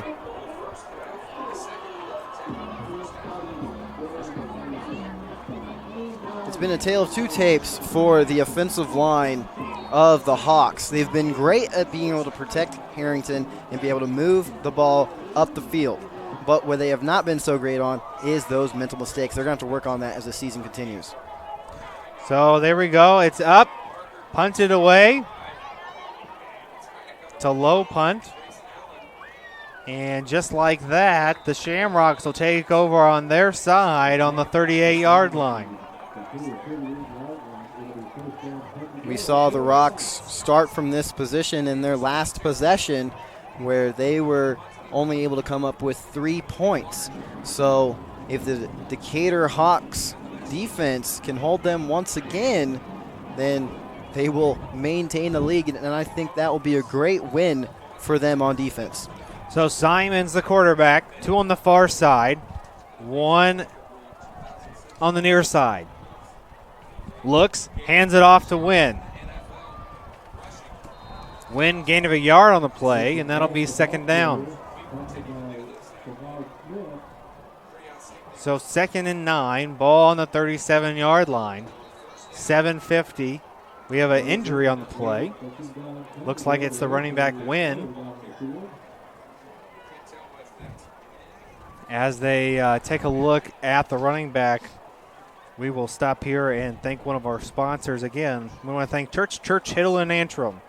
Since the establishment of Church Hiddle and Antrim in 1880, our neighbors, community leaders, businesses, and school districts have placed their trust in us to solve their most challenging legal issues. We have a rich history of helping our clients when they need it most. Give us a call at 317-773-2190 or visit their website at cchalaw.com. I want to thank another one of our sponsors here tonight, Smith's Jewelers. Smith's Jewelers has been serving Hamilton County, including Noblesville, Fishers, Westfield, and Carmel for over 65 years. Many jewelry stores have come and gone, yet Smith's remains. If one were to ask how and why, the answer would be our outstanding jewelry selection and customer service. The knowledgeable staff at Smith's Jewelers is eager to give our customers a memorable and positive experience. You can contact them at 317-773-3383 or visit them online at smithsonthesquare.com. This is going to be a big loss for the Shamrocks. Wynn being helped off the field. Just received some halftime stats, and he led both teams in rushing with 79 yards on 8 attempts in the first half. He was a great presence for the Shamrocks. The nearest to that for the Hawks was Harrington with 30 yards. So after the injury timeout, the Shamrocks are back, only 10 left on the clock here. So shotgun formation, 3 on the near side. Simons looks, fires, throws, tipped, almost intercepted. Great job there by Tracy, the linebacker for the Hawks. So real quick here, actually, we've got some other scores here. North Montgomery has taken the lead over the Huskies, 12-7. Zionsville now leads 28-0. Guerin still holds that 6-0 lead against Central Catholic. The Blackhawks now lead 14-0 over Clinton Central. So 3rd and 10, ball on the 38-yard line. Simons in shotgun formation. Simons looks, fires down the sideline. Got him! Looks like he's just stepped out of bounds. 5 yards short of the end zone, but that was a miraculous play by Simons. Great passing catch there. And take a look at the replay. Simons looks to the far side on the sideline. Great passing catch to Beam. Almost in the end zone, but they'll be found at 1st and goal on the 5-yard line. Beam, the 6-foot senior, 167 pounds, able to run the stream on the right side. Simons under center, looks, hands the ball off to Patchett. Patchett down to about the 2-yard line, and that'll bring up 2nd and goal.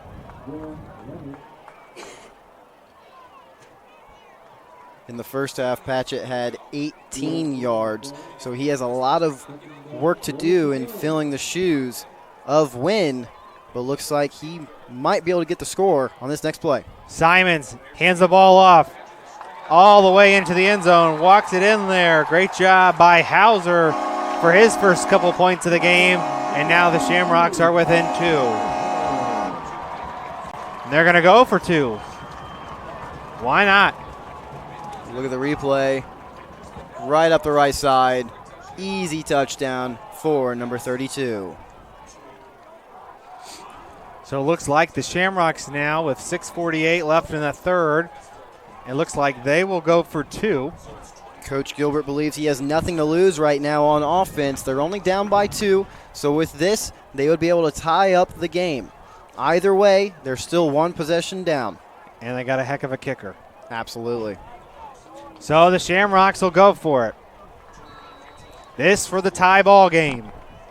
Pistol formation. 2 on the near side, 1 on the far side. Patchett in the backfield. Motion offense. Simons keeps it himself, fires, throws to Hauser. No good. Incomplete. Incomplete pass. Pass intended for Hauser. And we take a look at the replay here. Simons looks, rolls, fires it to Hauser. Too close to call there. That's close. Down by 2, 6:48 left to play in the third. Got a quick update here. New Palestine taking on Center Grove, 17-6. New Palestine leads with 11:25 left to play in the third.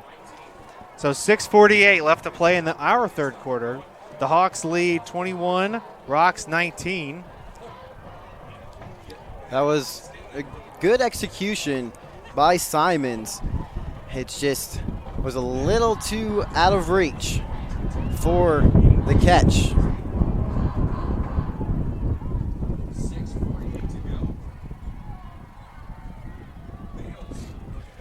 Shamrocks will line up to kick it off.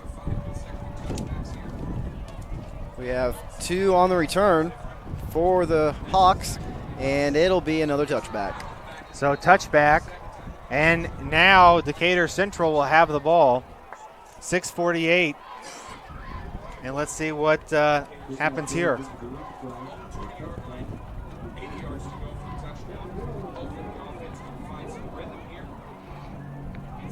So Harrington in the offense, back out on the field. They had quite a ways to go the last time and had to punt it away, giving the Shamrocks an opportunity on their own side of the ball here on the field to give them the 6 points. But Harrington in the shotgun formation, 4 wide. Tracy in the backfield. High ball snap again.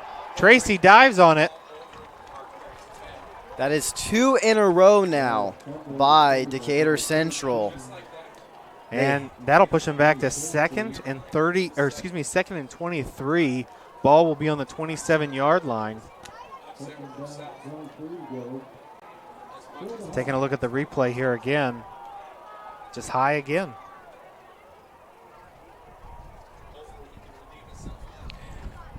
They may want to move to under center just to get the confidence back for that offensive line. So in the shotgun formation, 3 on the far side, 1 on the near side. Harrington rolls left. 5, no, keeps it himself. Still on his feet. Pushed back. They're going to take him down at the 2-yard line, so loss of 5. Kind of a little deja vu. It's going to be 3rd and 28. Absolutely. The Rocks are breathing down the Hawks' neck right now. Forward progress stops at the 2-yard line. 3rd down now, and very, very, very long to go. It's 5:30 left to play in the third. 3rd and 28. So Harrington in the shotgun formation, 4 wide. Tracy in the backfield. Another penalty on Decatur Central. Delay of game, half the distance to the goal. So it'll be 3rd and 1. That was a yard that they could not give up because now the Rocks are going to come all out, blitz blazing. We see 3 in the backfield to play safety. Harrington fires incomplete pass intended for Tracy, and that'll bring up 4th down. So 4th and 29, ball on the 1-yard line. 5 minutes left to play in the 3rd. You said it, Jack. Deja vu. This is exactly what happened on the last possession for the Hawks. We'll see if the ball gets any more favorable bounces.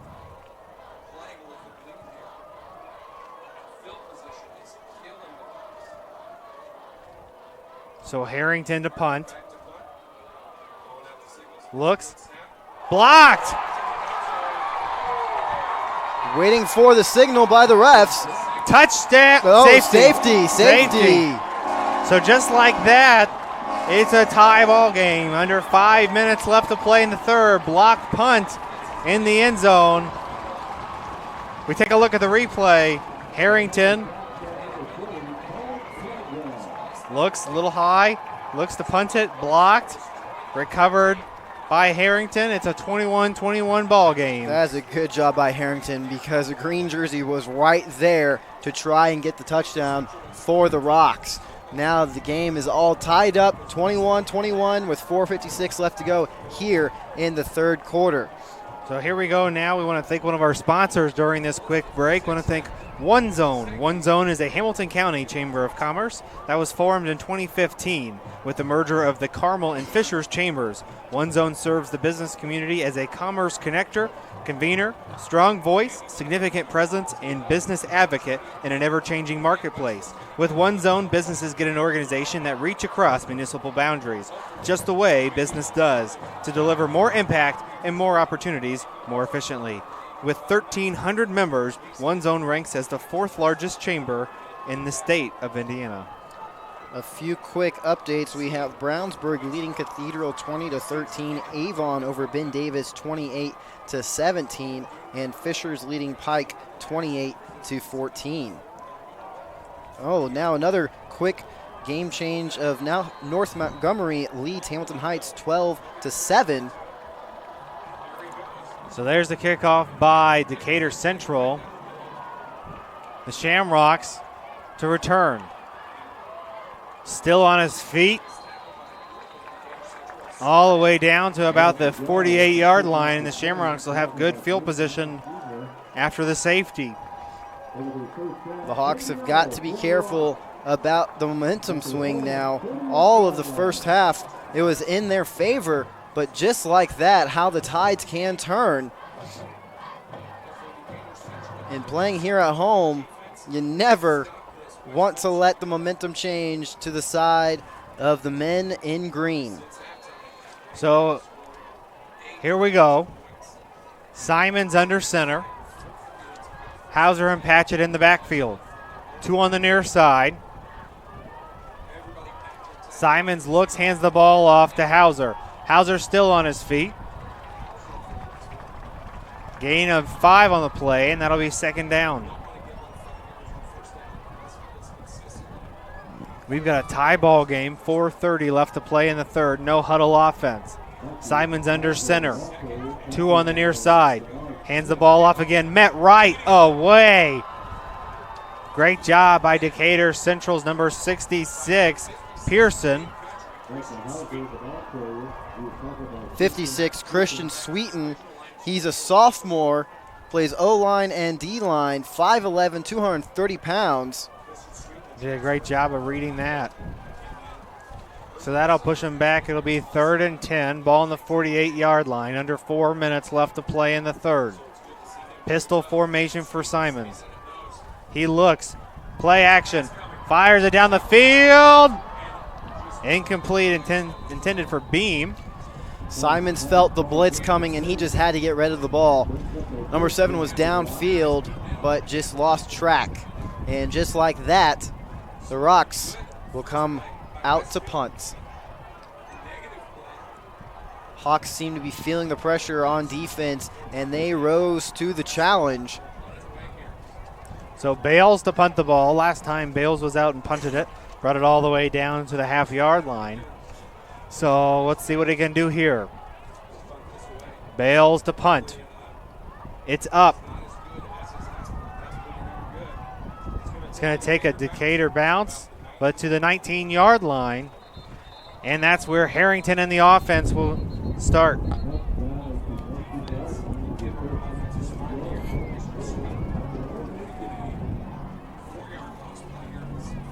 We'll see how the Hawks respond now after 2 possessions back-to-back being set back by high snaps by the center. We'll see if they change up their game plan, try to work under center instead, try to make their offensive line a little bit more comfortable. They have to get back to what worked for them in the first half, which was running the ball. So here we go, 3:40 left to play in the third quarter. 1st and 10, ball on the 19-yard line. We got a tie ball game here in Westfield.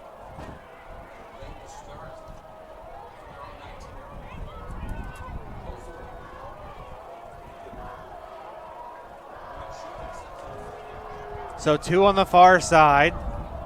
Well, it looks like they're going to move the ball here.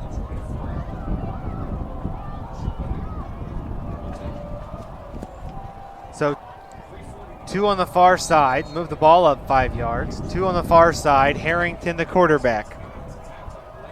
Motion offense here. Looks, pitches it over to Gibson. Still on his feet. All the way down. There's a flag on the play. Looks like it'll be a holding call on Decatur Central. Another mental error to begin a drive here in the second half. It is not what the Hawks want. They corrected their mistakes from before. They got under center. They were able to pitch out the ball. It was a great run by number 4, William Gibson.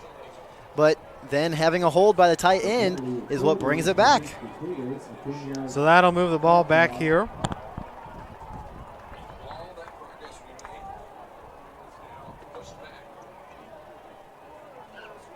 And that'll bring up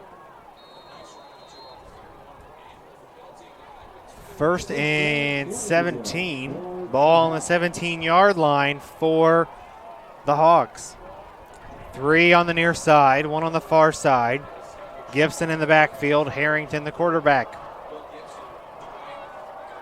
Shotgun formation, looks, hands the ball off to Harrington. Gibson. Still on his feet, and no call. I believe they're going to say he was down by contact. So down by contact, so. Take a look at the replay here.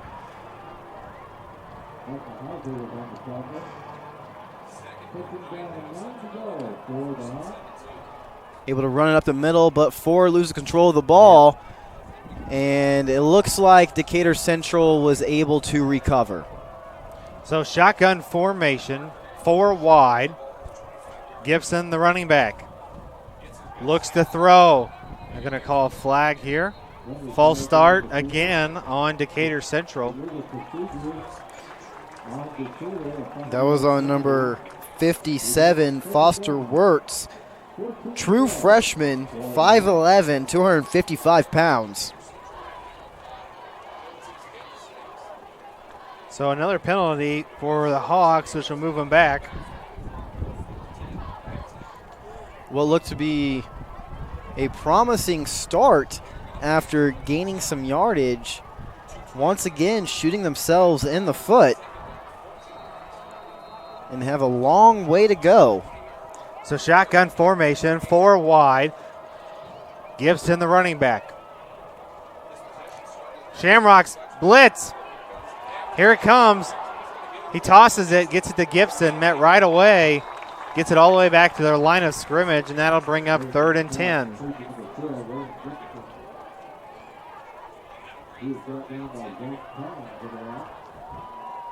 Seems like the Shamrocks are out for blood right now. So under 2 minutes left to play in the third.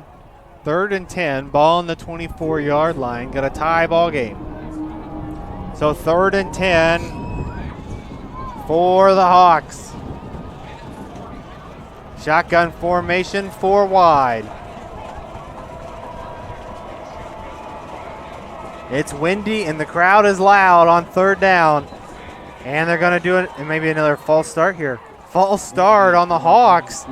It's going to push them back again. Well, it seems like those two elements are really getting into the heads of the offensive line right now. So they're going to push it back here. 1:28 left to play in the 3rd. It's going to push them back 5 yards. So it'll be 3rd down, ball on the 19-yard line, 3rd and 15. It seems like here in the second half, every step the Hawks take forward, they take 2 steps back, and they are just not able to capitalize on any momentum here in the second half. So again, 4 wide, and again in the shotgun formation. 3rd down. Harrington rolls to the far side. Fires and throws. It's going to be short. Intercepted. Intercepted all the way down to the 35. And then he took the ball from him. Decatur Central took the ball from him. Still on his feet. We have got to see that replay. Oh, my goodness. At first, there's a flag on the play, so let's see what the flag is. It was number 3 for the Shamrocks with the interception, and then seamlessly the Hawks took the ball right away and marched it down the field. So Bohannon was the one that intercepted it, and then it was stripped away by Decatur Central, and he brought that ball all the way down to the 14-yard line. Now let's see what the penalty is. Man, oh man. Who didn't say high school football wasn't fun? Let's see this. And let's get the call from the referee. Let's check it in. Personal foul on the Shamrocks. Penalty is declined. And so it's going to be Decatur Central ball. Oh, they're going to call 2 fouls. So they're going to offset 2 penalties. They're going to offset. So after all the craziness, after the interception, then they brought it all the way down to the 30-yard line, stripped it away, literally took it away from him out of his hand, and brought that ball all the way down to the 14-yard line. I know we're known as hoop hysteria here in Indiana, but all of a sudden, the game on the turf is looking very exciting right now. My, oh my. Under a minute left to play in the 3rd. Decatur Central will get the ball at the 14-yard line, 1st and 10, in a tie ball game. And that type of play is exactly what the Hawks needed to get back into this game, because they were at a stalemate on offense, not being able to get any yards accomplished. Harrington under center. Gibson in the backfield. Motion on the offense. Hands it off to Gibson. Met right away by the Shamrocks. Gain of a couple on the play, and that'll be 2nd down. 45 seconds left to play in the 3rd quarter. They got to do one more play. The game clock and the play clock, a little different. About 6 seconds between the game clock and the play clock here. They got to get one more off. Tie ball game. 2nd and 8, ball on the 12-yard line. Harrington under center. Tracy in the backfield. Motion on offense. They look, hand the ball off to Tracy. Tracy to the far side, looking for the 1st down and more. He's going to get it, and it's going to be 1st and goal for the Hawks with 8 seconds left in the 3rd.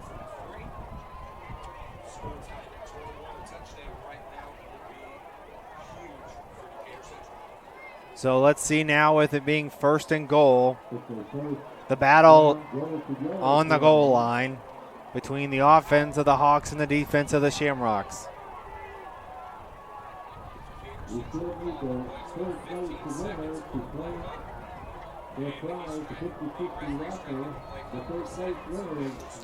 Play clock reset, so here we go. 8 seconds left in the 3rd quarter. Hawks on First and goal.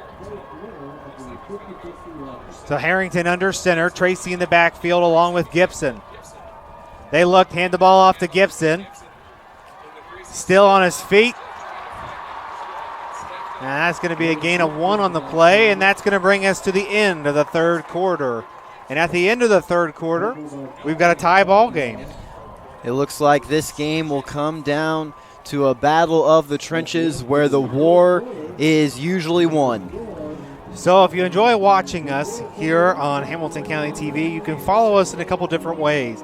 Follow Hamilton County TV on Twitter. HCTelevision.com is our handle there. Or on Facebook, facebook.com/Hamilton County TV. Or, of course, you can always visit us online at HamiltonCountyTV.com. Want to thank all of our great sponsors. Want to thank Logan Street Signs and Banners, Noblesville Trophies, Community Health Network, Church Hiddle and Antrim, Smith's Jewelers, One Zone, and HCTVcalendars.com. We have this game going on tonight, which is the Hawks taking on the Shamrocks. Jack Russell is here, myself, that's me, and Victor McCarty right next to me. Hey, but we've also got another game going on with Perry and Craig, which is calling the Carmel and Noblesville game. But, you know, it's always fun to be here in Hamilton County TV and being able to call games each and every Friday, no matter where we are. But this one's going to be definitely a game of possessions here as we get ready to take the fourth quarter. Absolutely, Jack. I've been talking about it all night. It's the atmosphere, the changing of the season. Last Sunday, it was extremely humid. I felt that down at the State Fair. And by the way, it was a great State Fair this year. But then just a few days later, all of a sudden it's 50 degrees when I wake up heading to work. And we have beautiful weather now here tonight. Good old Indiana. Absolutely. One day it could be raining. Tomorrow it's going to snow. Exactly. All right, so here we go. We've got 12 more minutes of football as the Westfield Shamrocks and Decatur Central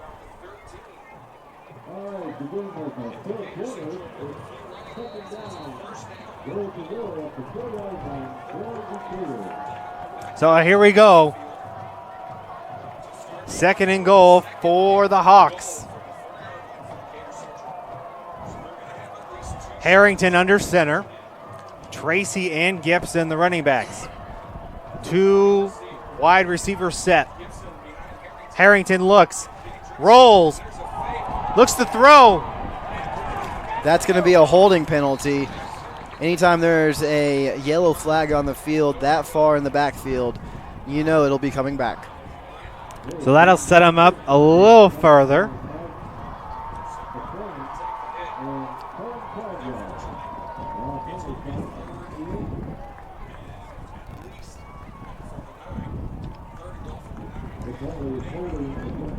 Let's see what the call is here. He's going to decline it. Smart decision by Coach Gilbert. Rather have the loss of down. So loss of down. It's going to be third down. So third and goal from the 10-yard line for Decatur Central. Harrington under center. Gibson in the backfield. Two on the far side. Here we go. Third down. Motion offense. Harrington looks. Another flag. Another false start by the Hawks. They have got to be beating themselves up right now. Man, oh man, another false start for the Hawks, and that'll push them back again. I just hope when it comes to next week for the Shamrocks, when they play Zionsville here at home, that they don't count their blessings too much and they really correct the mistakes that they've had tonight as well. They cannot count on luck to help them out in a game. Well, and of course, as you take a look at some of the scores around the state, Zionsville playing Lebanon tonight. The last time we checked in on that game, it was 28-0. So, like you said, they got to be ready to go. So here we go. Decatur Central looks, play action, scrambles, throws, almost intercepted. But that's going to bring up fourth down. So here comes a decision for the Hawks. And that was a great read by the men in green. There was about 3 to 4 jerseys in the vicinity of where Harrington threw the ball. And they're going to set up for a field goal here. Number 7, the field goal kicker, Maldonado, is going to attempt the field goal here. 11:23 left to play in the fourth. It's down, fakes it, rolls. Not going to get it. And that's a turnover on down. Well, to begin with, it was as opposed to having a high snap here before, it was a low snap. As we look at the replay, ball hitting the ground and just nowhere to throw it if it was indeed a fake. But even with the run, that was no good. Great defensive stop by the Shamrocks. So after the fake field goal, the Shamrocks will take over on downs. It'll be 1st and 10 with 11:16 left to play in this game. So real quick, want to thank some of our sponsors, and of course we want to thank Logan Street Signs and Banners. Logan Street Signs and Banners celebrating over 26 years, specializing in last-minute signage and banners. Serving Noblesville and Hamilton County since 1992. You can contact them at 317-773-7200 or visit them online at loganstreetsigns.com. And of course, if you're social media savvy, you can follow them on Instagram, Facebook, and Twitter. Absolutely. And a few quick scoring updates that have also reached to the fourth quarter. We have New Pal over Center Grove 24-9 and Fishers over Pike 31-14. So after the turnover, here come the Shamrocks. 3 on the near side, 1 on the far side. Simons looks, fires, throws over to the near side. Over to Beam, and that's a gain of a couple. That was a smart screen pass where you're not wanting to make any mistakes this close to your own end zone with the game still being tied up and 10:50 left to play. 2nd and 7, ball on the 16-yard line, 10:45 left to play. Simons looks, fires, throws. He's off to the races. Quick slant, run, all the way down to the 35-yard line for the Shamrocks. Great job there, great pass and catch from Simons to Pepio. And that is a big, big, big play for the Shamrocks. Take a look at the replay here as Pepio is on the right side with the catch and break of the tackle. He's able to make it down to the 35-yard line. A great pocket presence by Simons. Simon in the pistol formation looks, keeps it himself. Gain of a couple. Gain of 2 on the play, and that'll bring up 2nd and 8. Now approaching 10 minutes left to play in the game. And once again, that was a great pocket awareness by Simons where he had the quarterback option. He decided to keep it, run it off to the right side, and prevent a loss on the play. Simons real quickly had to put his shoe back on. Now, it did not go off, so he didn't have to get off the field. But, man, that was the quickest way to put a shoe back on without getting in trouble. But now he's back in the shotgun. So shotgun formation, 4 wide. Simons looking to throw, sees nothing, and throws it out.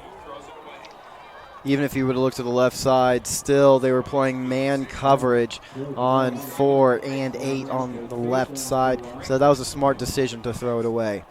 Only loss of down, 3rd and 8 to go, 9:43 left to play. Let's see if they can get into a comfortable field goal range for the Rocks to take the lead. When you have a kicker like Bales, you can pick any spot. So here we go. Simons in the shotgun formation. Looks like it's going to be offsides. Simons looking like Peyton Manning out there, being able to draw the defense, offside and catch an extra 5, which makes 3rd down that much easier. It's now 3rd and 3, much more doable.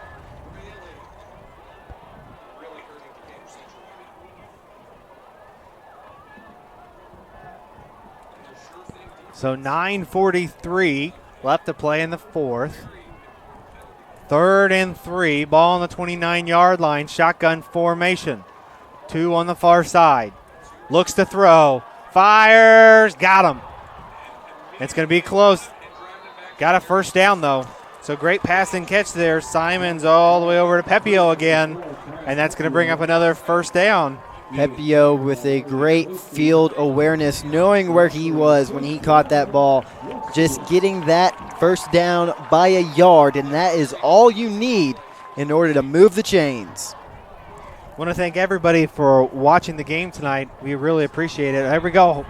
Patchett on the far side. Out of bounds, gain of a few there. It'll now be 2nd and 5 to go.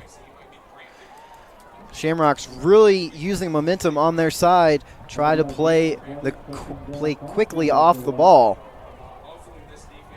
So 9:25, ball on the 19-yard line, 2nd and 5.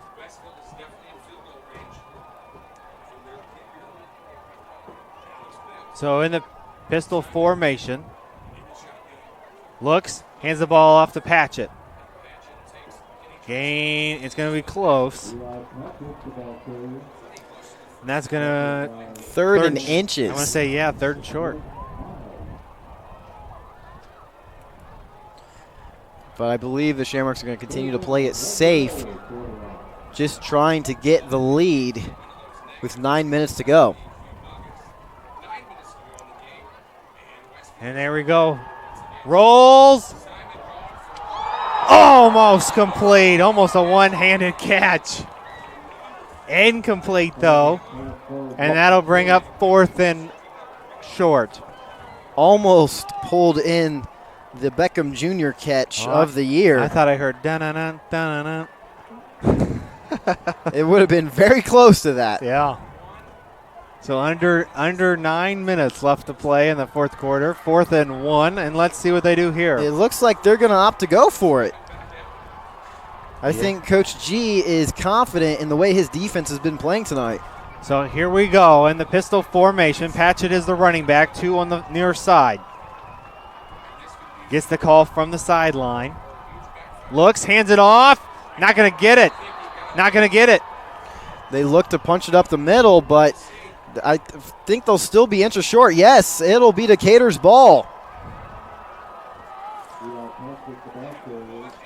Both coaches playing gutsy here tonight. As we look at the replay, yes, just short of that first down marker. I want to thank all of our viewers looking at our Facebook here, Hamilton County TV Facebook. Just so everyone knows, we see all 25 of you watching. That's pretty awesome. We got plenty more all over the place. Absolutely, yes. We got YouTube, we got Twitter, we got everywhere. YouTube, Facebook, Twitter. Can't stop us.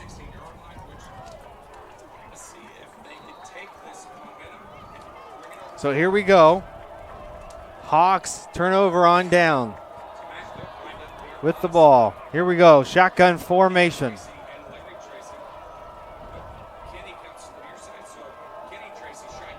Three on the near side. Shotgun formation. Another false start by the Hawks.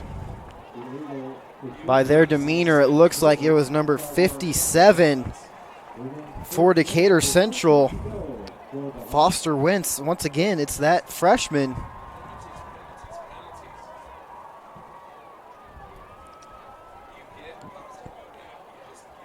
So they push him back another 5 yards. It'll be first down, ball on the 11-yard line. 1st and 15, 8:47 left to play in the game. Shotgun formation, 3 on the near side. Looks, fires down the sidelines, incomplete. Incomplete, intended for number 2 on the play, Allen, and that'll bring up 2nd down. And I think once again there might have been miscommunication on the play, as it looked like the wide receiver was looking to cut back out for the catch. But instead he held up when the quarterback was looking to throw downfield.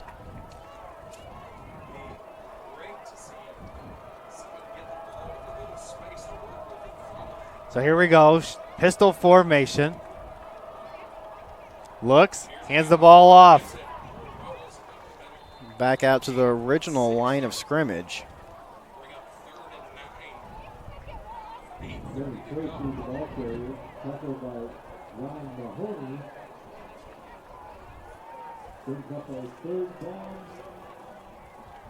So 3rd and 9, ball on the 17-yard line, 8:15 left in the game.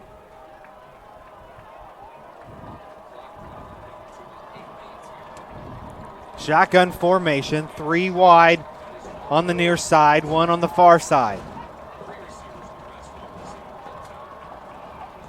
Looks to throw, fires on down the sideline, almost intercepted. That would have been intercepted by number 27 for the Shamrocks, just off his fingertips. That would be Shannon Bola, the junior, 5'10", 150 pounds. Tell you what, Harrington does indeed have a rocket for an arm. So the Shamrocks, as time continues to click, they're going to have to watch their spacing and how they guard their defenders.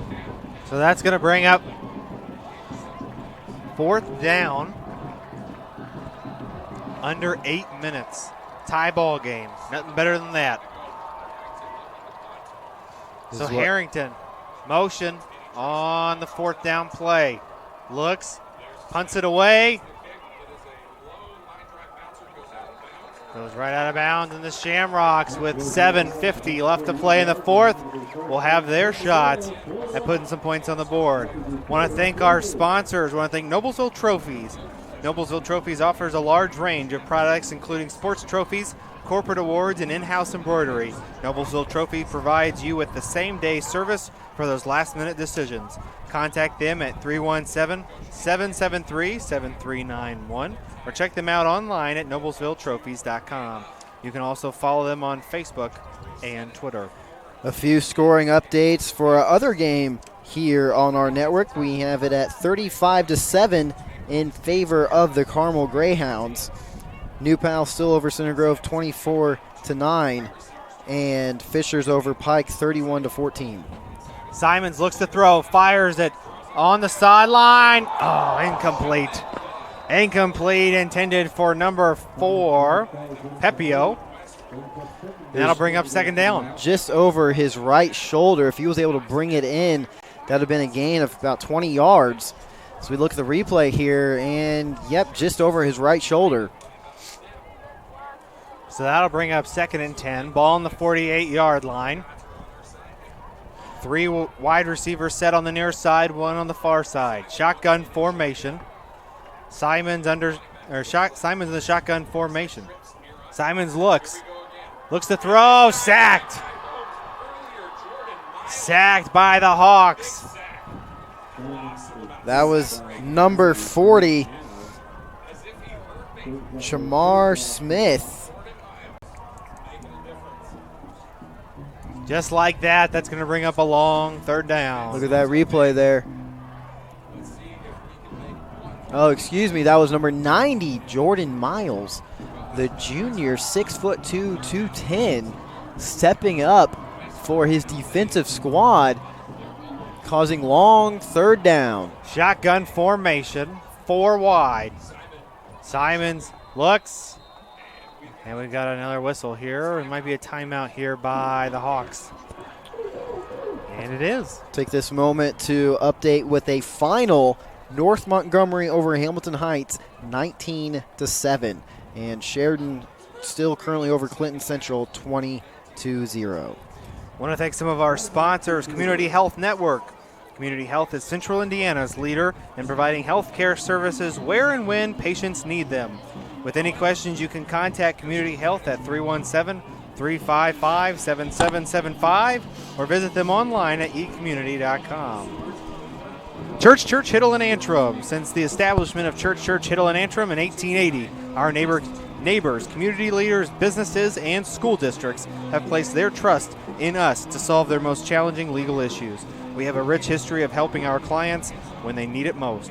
Give them a call at 317-773-2190 or visit them online at cchalaw.com. So out of the timeout here, Shamrocks with possession, 7 minutes left to play in the fourth quarter. 3rd and long. Pistol formation, 4 wide receiver set. Looks, hands the ball off to Hauser. Met gain of a couple on the play, and that'll bring up 4th down. Hauser cutting right when he should have cut left. Would have had a few extra yardage, but nonetheless that causes a 4th down with 13 to go. Look for the Rocks to punt. The Rocks to punt, and the clock keeps ticking. 6:35 left to play. Tie ball game. Bales will be the punter.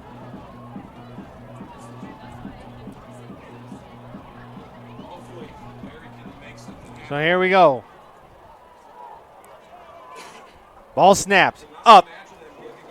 That was an all-out line blitz. And fair catch. Fair catch, and now the Hawks will come back out. And they'll start at their 20-yard line. That was number 12 for Decatur Central, Larry Tracy. Once again, he's a 5'11", 170 senior, the elder brother of Mr. Kenny Tracy, number 13 here tonight for the Hawks. He's been phenomenal in the backfield, trying to make something out of nothing, maneuvering up down the middle. Well, let's see if Harrington can get something going for the Hawks with 6:11 to play. So Harrington in shotgun formation, 1 on the near side, 3 wide receivers on the far side. It's getting louder in here. Hands the ball off to Tracy. Tracy on the far side, still on his feet. Gain of about 8 on the play, and that'll bring up 2nd and short. Clock is now ticking. Both teams starting to feel the pressure as the game remains tied at 21. So 2nd and 2. Ball on the 28-yard line. 5:45 left to play in the fourth. Harrington gets the call from the sideline, and here we go.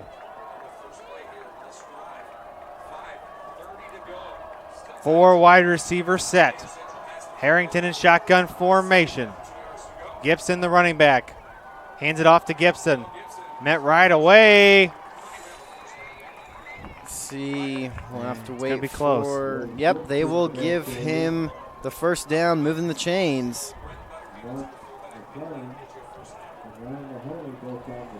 It seems that all of a sudden Decatur Central has moved back to what worked for them in the very first quarter, which was running the ball.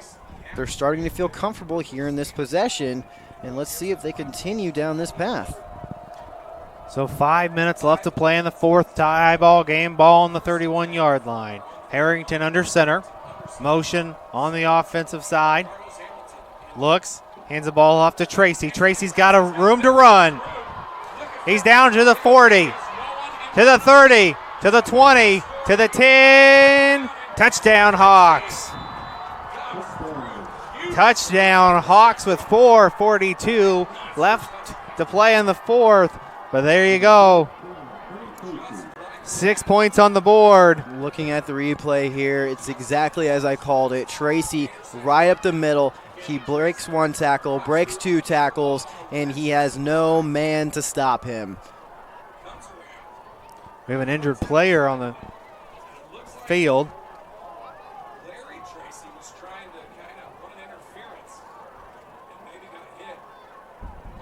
So Kenny Tracy's brother, Larry Tracy, down on the field.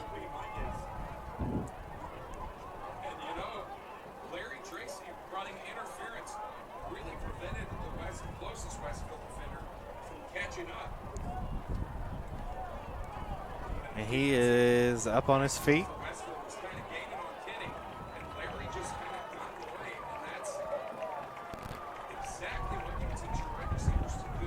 So 4:42 left to play in the fourth. Here comes, slowly but surely, the extra point. Now, just like that, all of the pressure on the Shamrocks to respond with 4:42 left to play, down by a touchdown.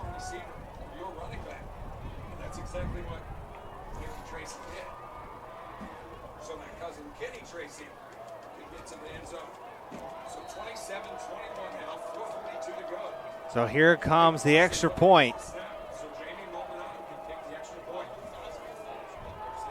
It's up and good. And with that, the Hawks take a 7-point lead. 7-point lead with 4:42 left to play in the fourth. I want to thank our sponsor, Smith's Jewelers. Smith's Jewelers has been serving Hamilton County, including Noblesville, Fishers, Westfield, and Carmel, for over 65 years. Many jewelry stores have come and gone, yet Smith's remains. If one were to ask how and why, the answer would be our outstanding jewelry selection and customer service. The knowledgeable staff at Smith's Jewelers is eager to give our customers a memorable experience. You can contact them at 317-773-3383 or visit them online at smithsonthesquare.com. Two quick scoring updates. We have Franklin Central overrun Collie. This is the final 14-7. And once again, our other game here on Hometown Television, Carmel leading Noblesville 35-7 in the fourth. So here we go.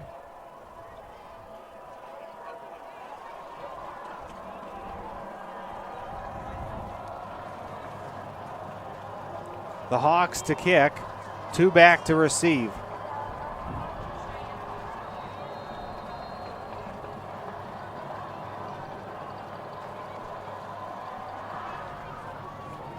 And not quite a touchback. He'll take it out.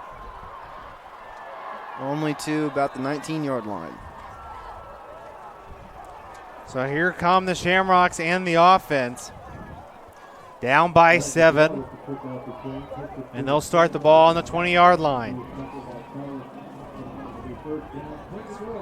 We know that Simons has an arm. Last week his longest was for 33 yards.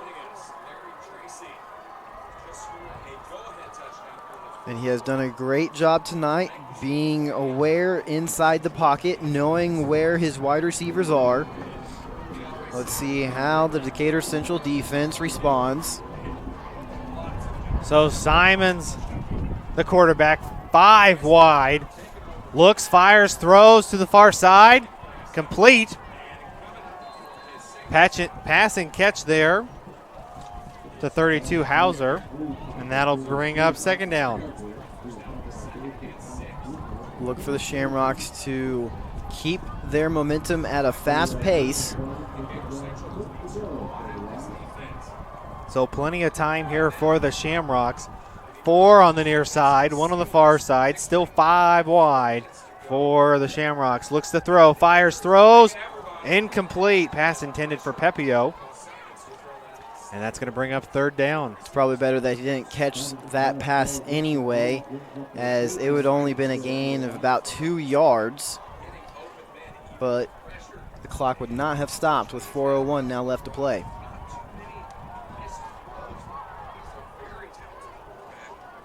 Shotgun formation, 3 on the near side, 1 on the far side. Gets the call from the sideline. Hauser in the backfield. 4 minutes left to play in the fourth. Simons looks, keeps it himself. He is taken down right away, sacked on the play. Running into his own offensive lineman. And so what do you do here? You got to go for it. Absolutely. You're down and only have 2 timeouts left, which means with 3:36 to go, the Hawks could easily run out the clock, excuse me. All right, so here we go. Do or die situation here for the Shamrocks. 3 on the near side, 1 on the far side. Shotgun formation. Looks, fires, throws.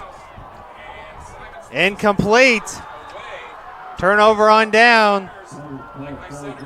3:15 left to play, and it's a turnover on down, and the Hawks will take over. Decatur Central being very aware of whom they had to defend on that play. There were about 3 white jerseys where that ball was headed, and it was uncatchable by the intended wide receiver. All right, so first down, 2 timeouts left for the Shamrocks. A first down does it. If anything now, the Hawks have got to be careful not to make a mental mistake, and as we see, Harrington going under center to prevent that. Harrington under center, motion on offense. Looks, hands the ball off. Still up on his feet. So all the way down. Gain of 7 on the play, so it'll be, 6 on the play, so it'll be 2nd and 4. Ball on the 17-yard line, under 3 minutes left to play. Coach Gilbert letting the clock run out, saving his 2 timeouts. So a first down is what they need, and they need 4 more yards to get there. They're going to let the clock go down. Harrington under center. Looks, hands the ball off to Tracy. Tracy looks for an option. He'll be gain of a couple. 2 yards short of a first down. All right, so this brings up a big 3rd down. Coach Gilbert does indeed use one of his timeouts with 2:25 left to go. So out of the timeout, real quick, let's thank one of our sponsors, One Zone, a Hamilton County Chamber of Commerce that was formed in 2015 with the merger of Carmel and Fishers Chambers. One Zone serves the business community as a commerce connector, convener, strong voice, significant presence, and business advocate in an ever-changing marketplace. With One Zone, businesses get an organization that reaches across municipal boundaries, just the way business does, to deliver more impact and more opportunities more efficiently. With 1,300 members, One Zone ranks as the 4th largest chamber of commerce in Indiana. And, of course, this might be the last time we say one more sponsor, and we want to thank HCTVcalendar.com. Be sure to check out this calendar for upcoming events in Hamilton County, including our local high school events. If you have an event, add it to our calendar, easy and free. The Hamilton County Community Calendar has been online since 1995. You can visit that online at hctvcalendar.com. Well, it's definitely a windy one. And let's see what happens here. 2 yards to a first down for the Hawks. 2:25 left to play in the 4th. I look for the Hawks to once again run down the clock. They're only a few yards short of a first down. Look, hand the ball off, first down and more. And that might be it. And they're going to call the flag here.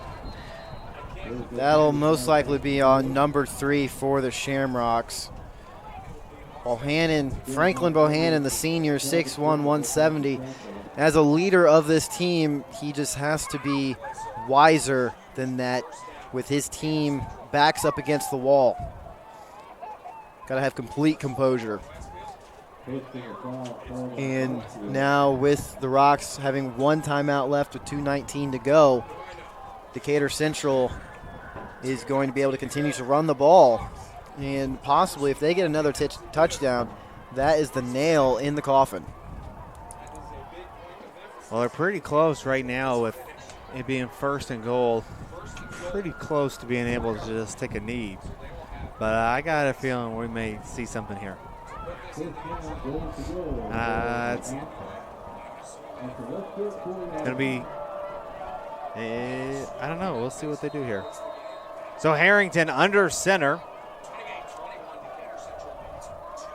Looks, hands the ball off to Tracy. Tracy trying to find a spot, and a flag on the play. That it will either be a holding on the offense, and it is. Another mistake.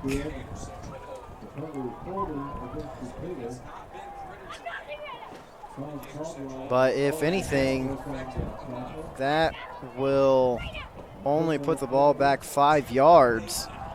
And still that was time off the clock, although stopped at 2:08. And still first down for Decatur Central. Quick scoring updates. It is now a final between Carmel and Noblesville. Carmel beating the Millers 34-7.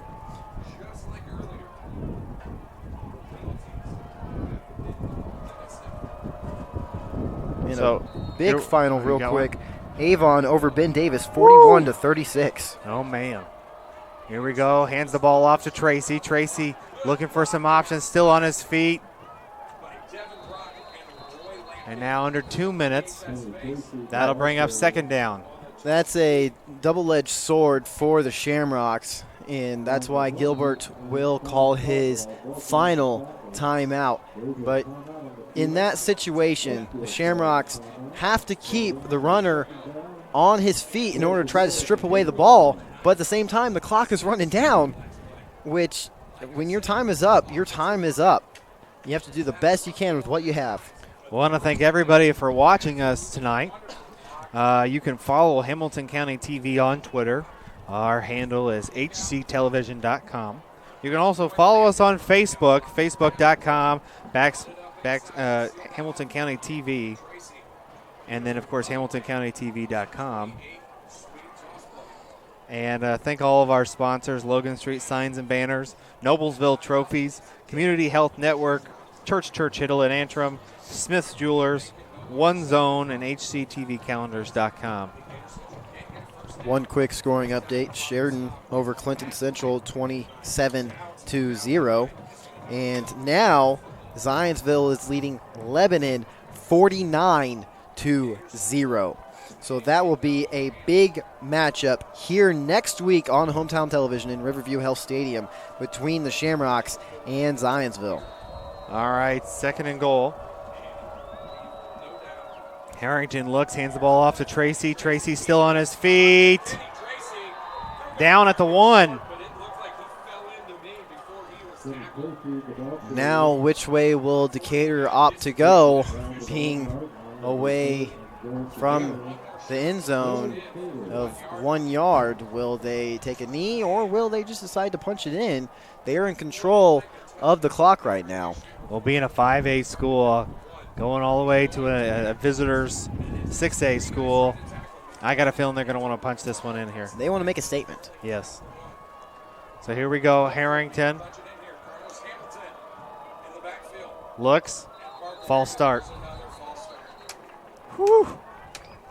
You know, even with the penalties, they did a good job tonight on the ground. That's the thing that we looked at the most going into the game was which team is going to have the better ground game, because we saw from last week the two teams really ground focused. And I would say tonight, I would say the first half it was probably pretty close, but the second half, you know, the Hawks have just done a great job of getting it all the way down the ground. Well, and you're absolutely correct. The halftime stats are just about dead even.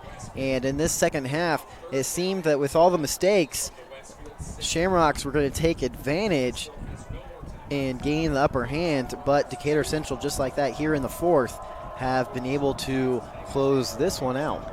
So 1:12, third down. Clock stops.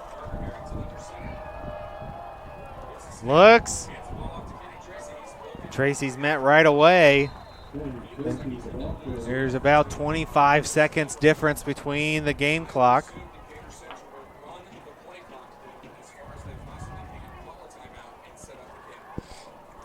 And what we'll probably see here is the difference of about 25 seconds in the game clock and the play clock, and they'll wind that down, call the timeout. And so what do? You try a field goal, or do you make the Shamrocks go 93 yards in 25 seconds? That is a very good question indeed, Jack. I wish I had the answer to that. I think personally. Is that more rhetorical, or should I say it rhetorical? Yeah. Harrington looks to throw, goes to the far side, scrambles. There's an opportunity to get it in. Oh, nobody's going to stop him. Touchdown. We will never know. We will never know. Touchdown, Hawks. Personally, I was about to say opt for the field goal, but with the way things have gone tonight, turning negatives into positives, that right there is the story of the game. Senior quarterback number 8, Harrington for Decatur Central. The Hawks able to turn nothing into something with 2 lead blockers and get a touchdown of his own for the night. I think that is indeed well-deserved. Well, here comes the extra point with 17 seconds left.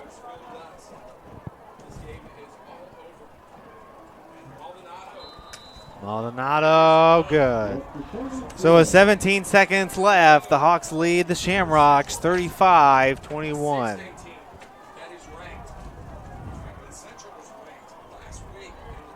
Well, great job by the Hawks. Doing a great job here. Played Franklin Central last week and won that game 14-0. So unless something crazy happens in 17 seconds, win 14 points. Well, it happened about 10 plus years ago. I think Reggie Miller did that. Oh, that is exactly correct. Reggie Miller did that in basketball, but when the Giants, I forget who they played, but they were down by 2 touchdowns, ran back a touchdown with the kickoff, then all of a sudden caused a fumble on the opposite end and retrieved the ball for that touchdown to win the game. I'm not saying I'm trying to it's do impossible. I know. I'm seeing the numbers crunch in my head. Feel like Rain Man over here. Well, so unless something happens, the Decatur Central, the Hawks, will go to 2-0, and the Shamrocks will go to 1-1, and they'll play at home next week against Zionsville, the Eagles. So let's hope that the bird mascots won't get the best of the Shamrocks 2 weeks in a row. So that'll go in the end zone, and we'll see what they do here.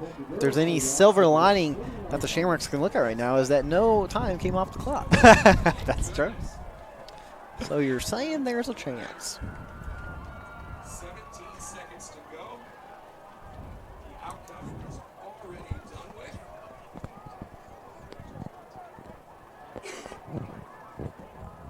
Of course, you can always watch our games, but you can check out other games at ihsaatv.org.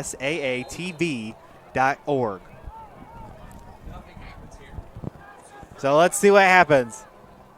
Back to throw. Fires, throws. Now that would be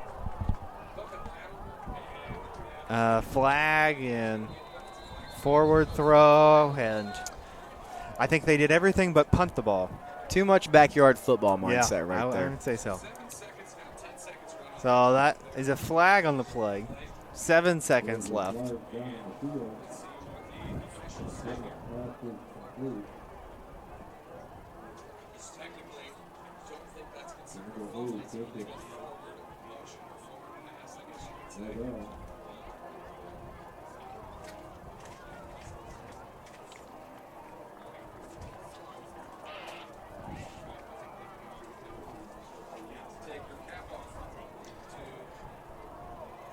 We see the men in stripes conferring down there. What will the official call be? And that is an illegal forward pass. So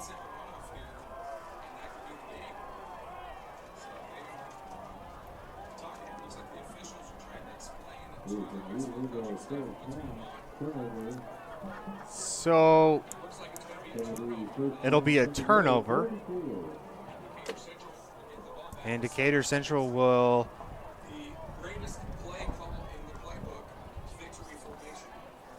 kneel down here.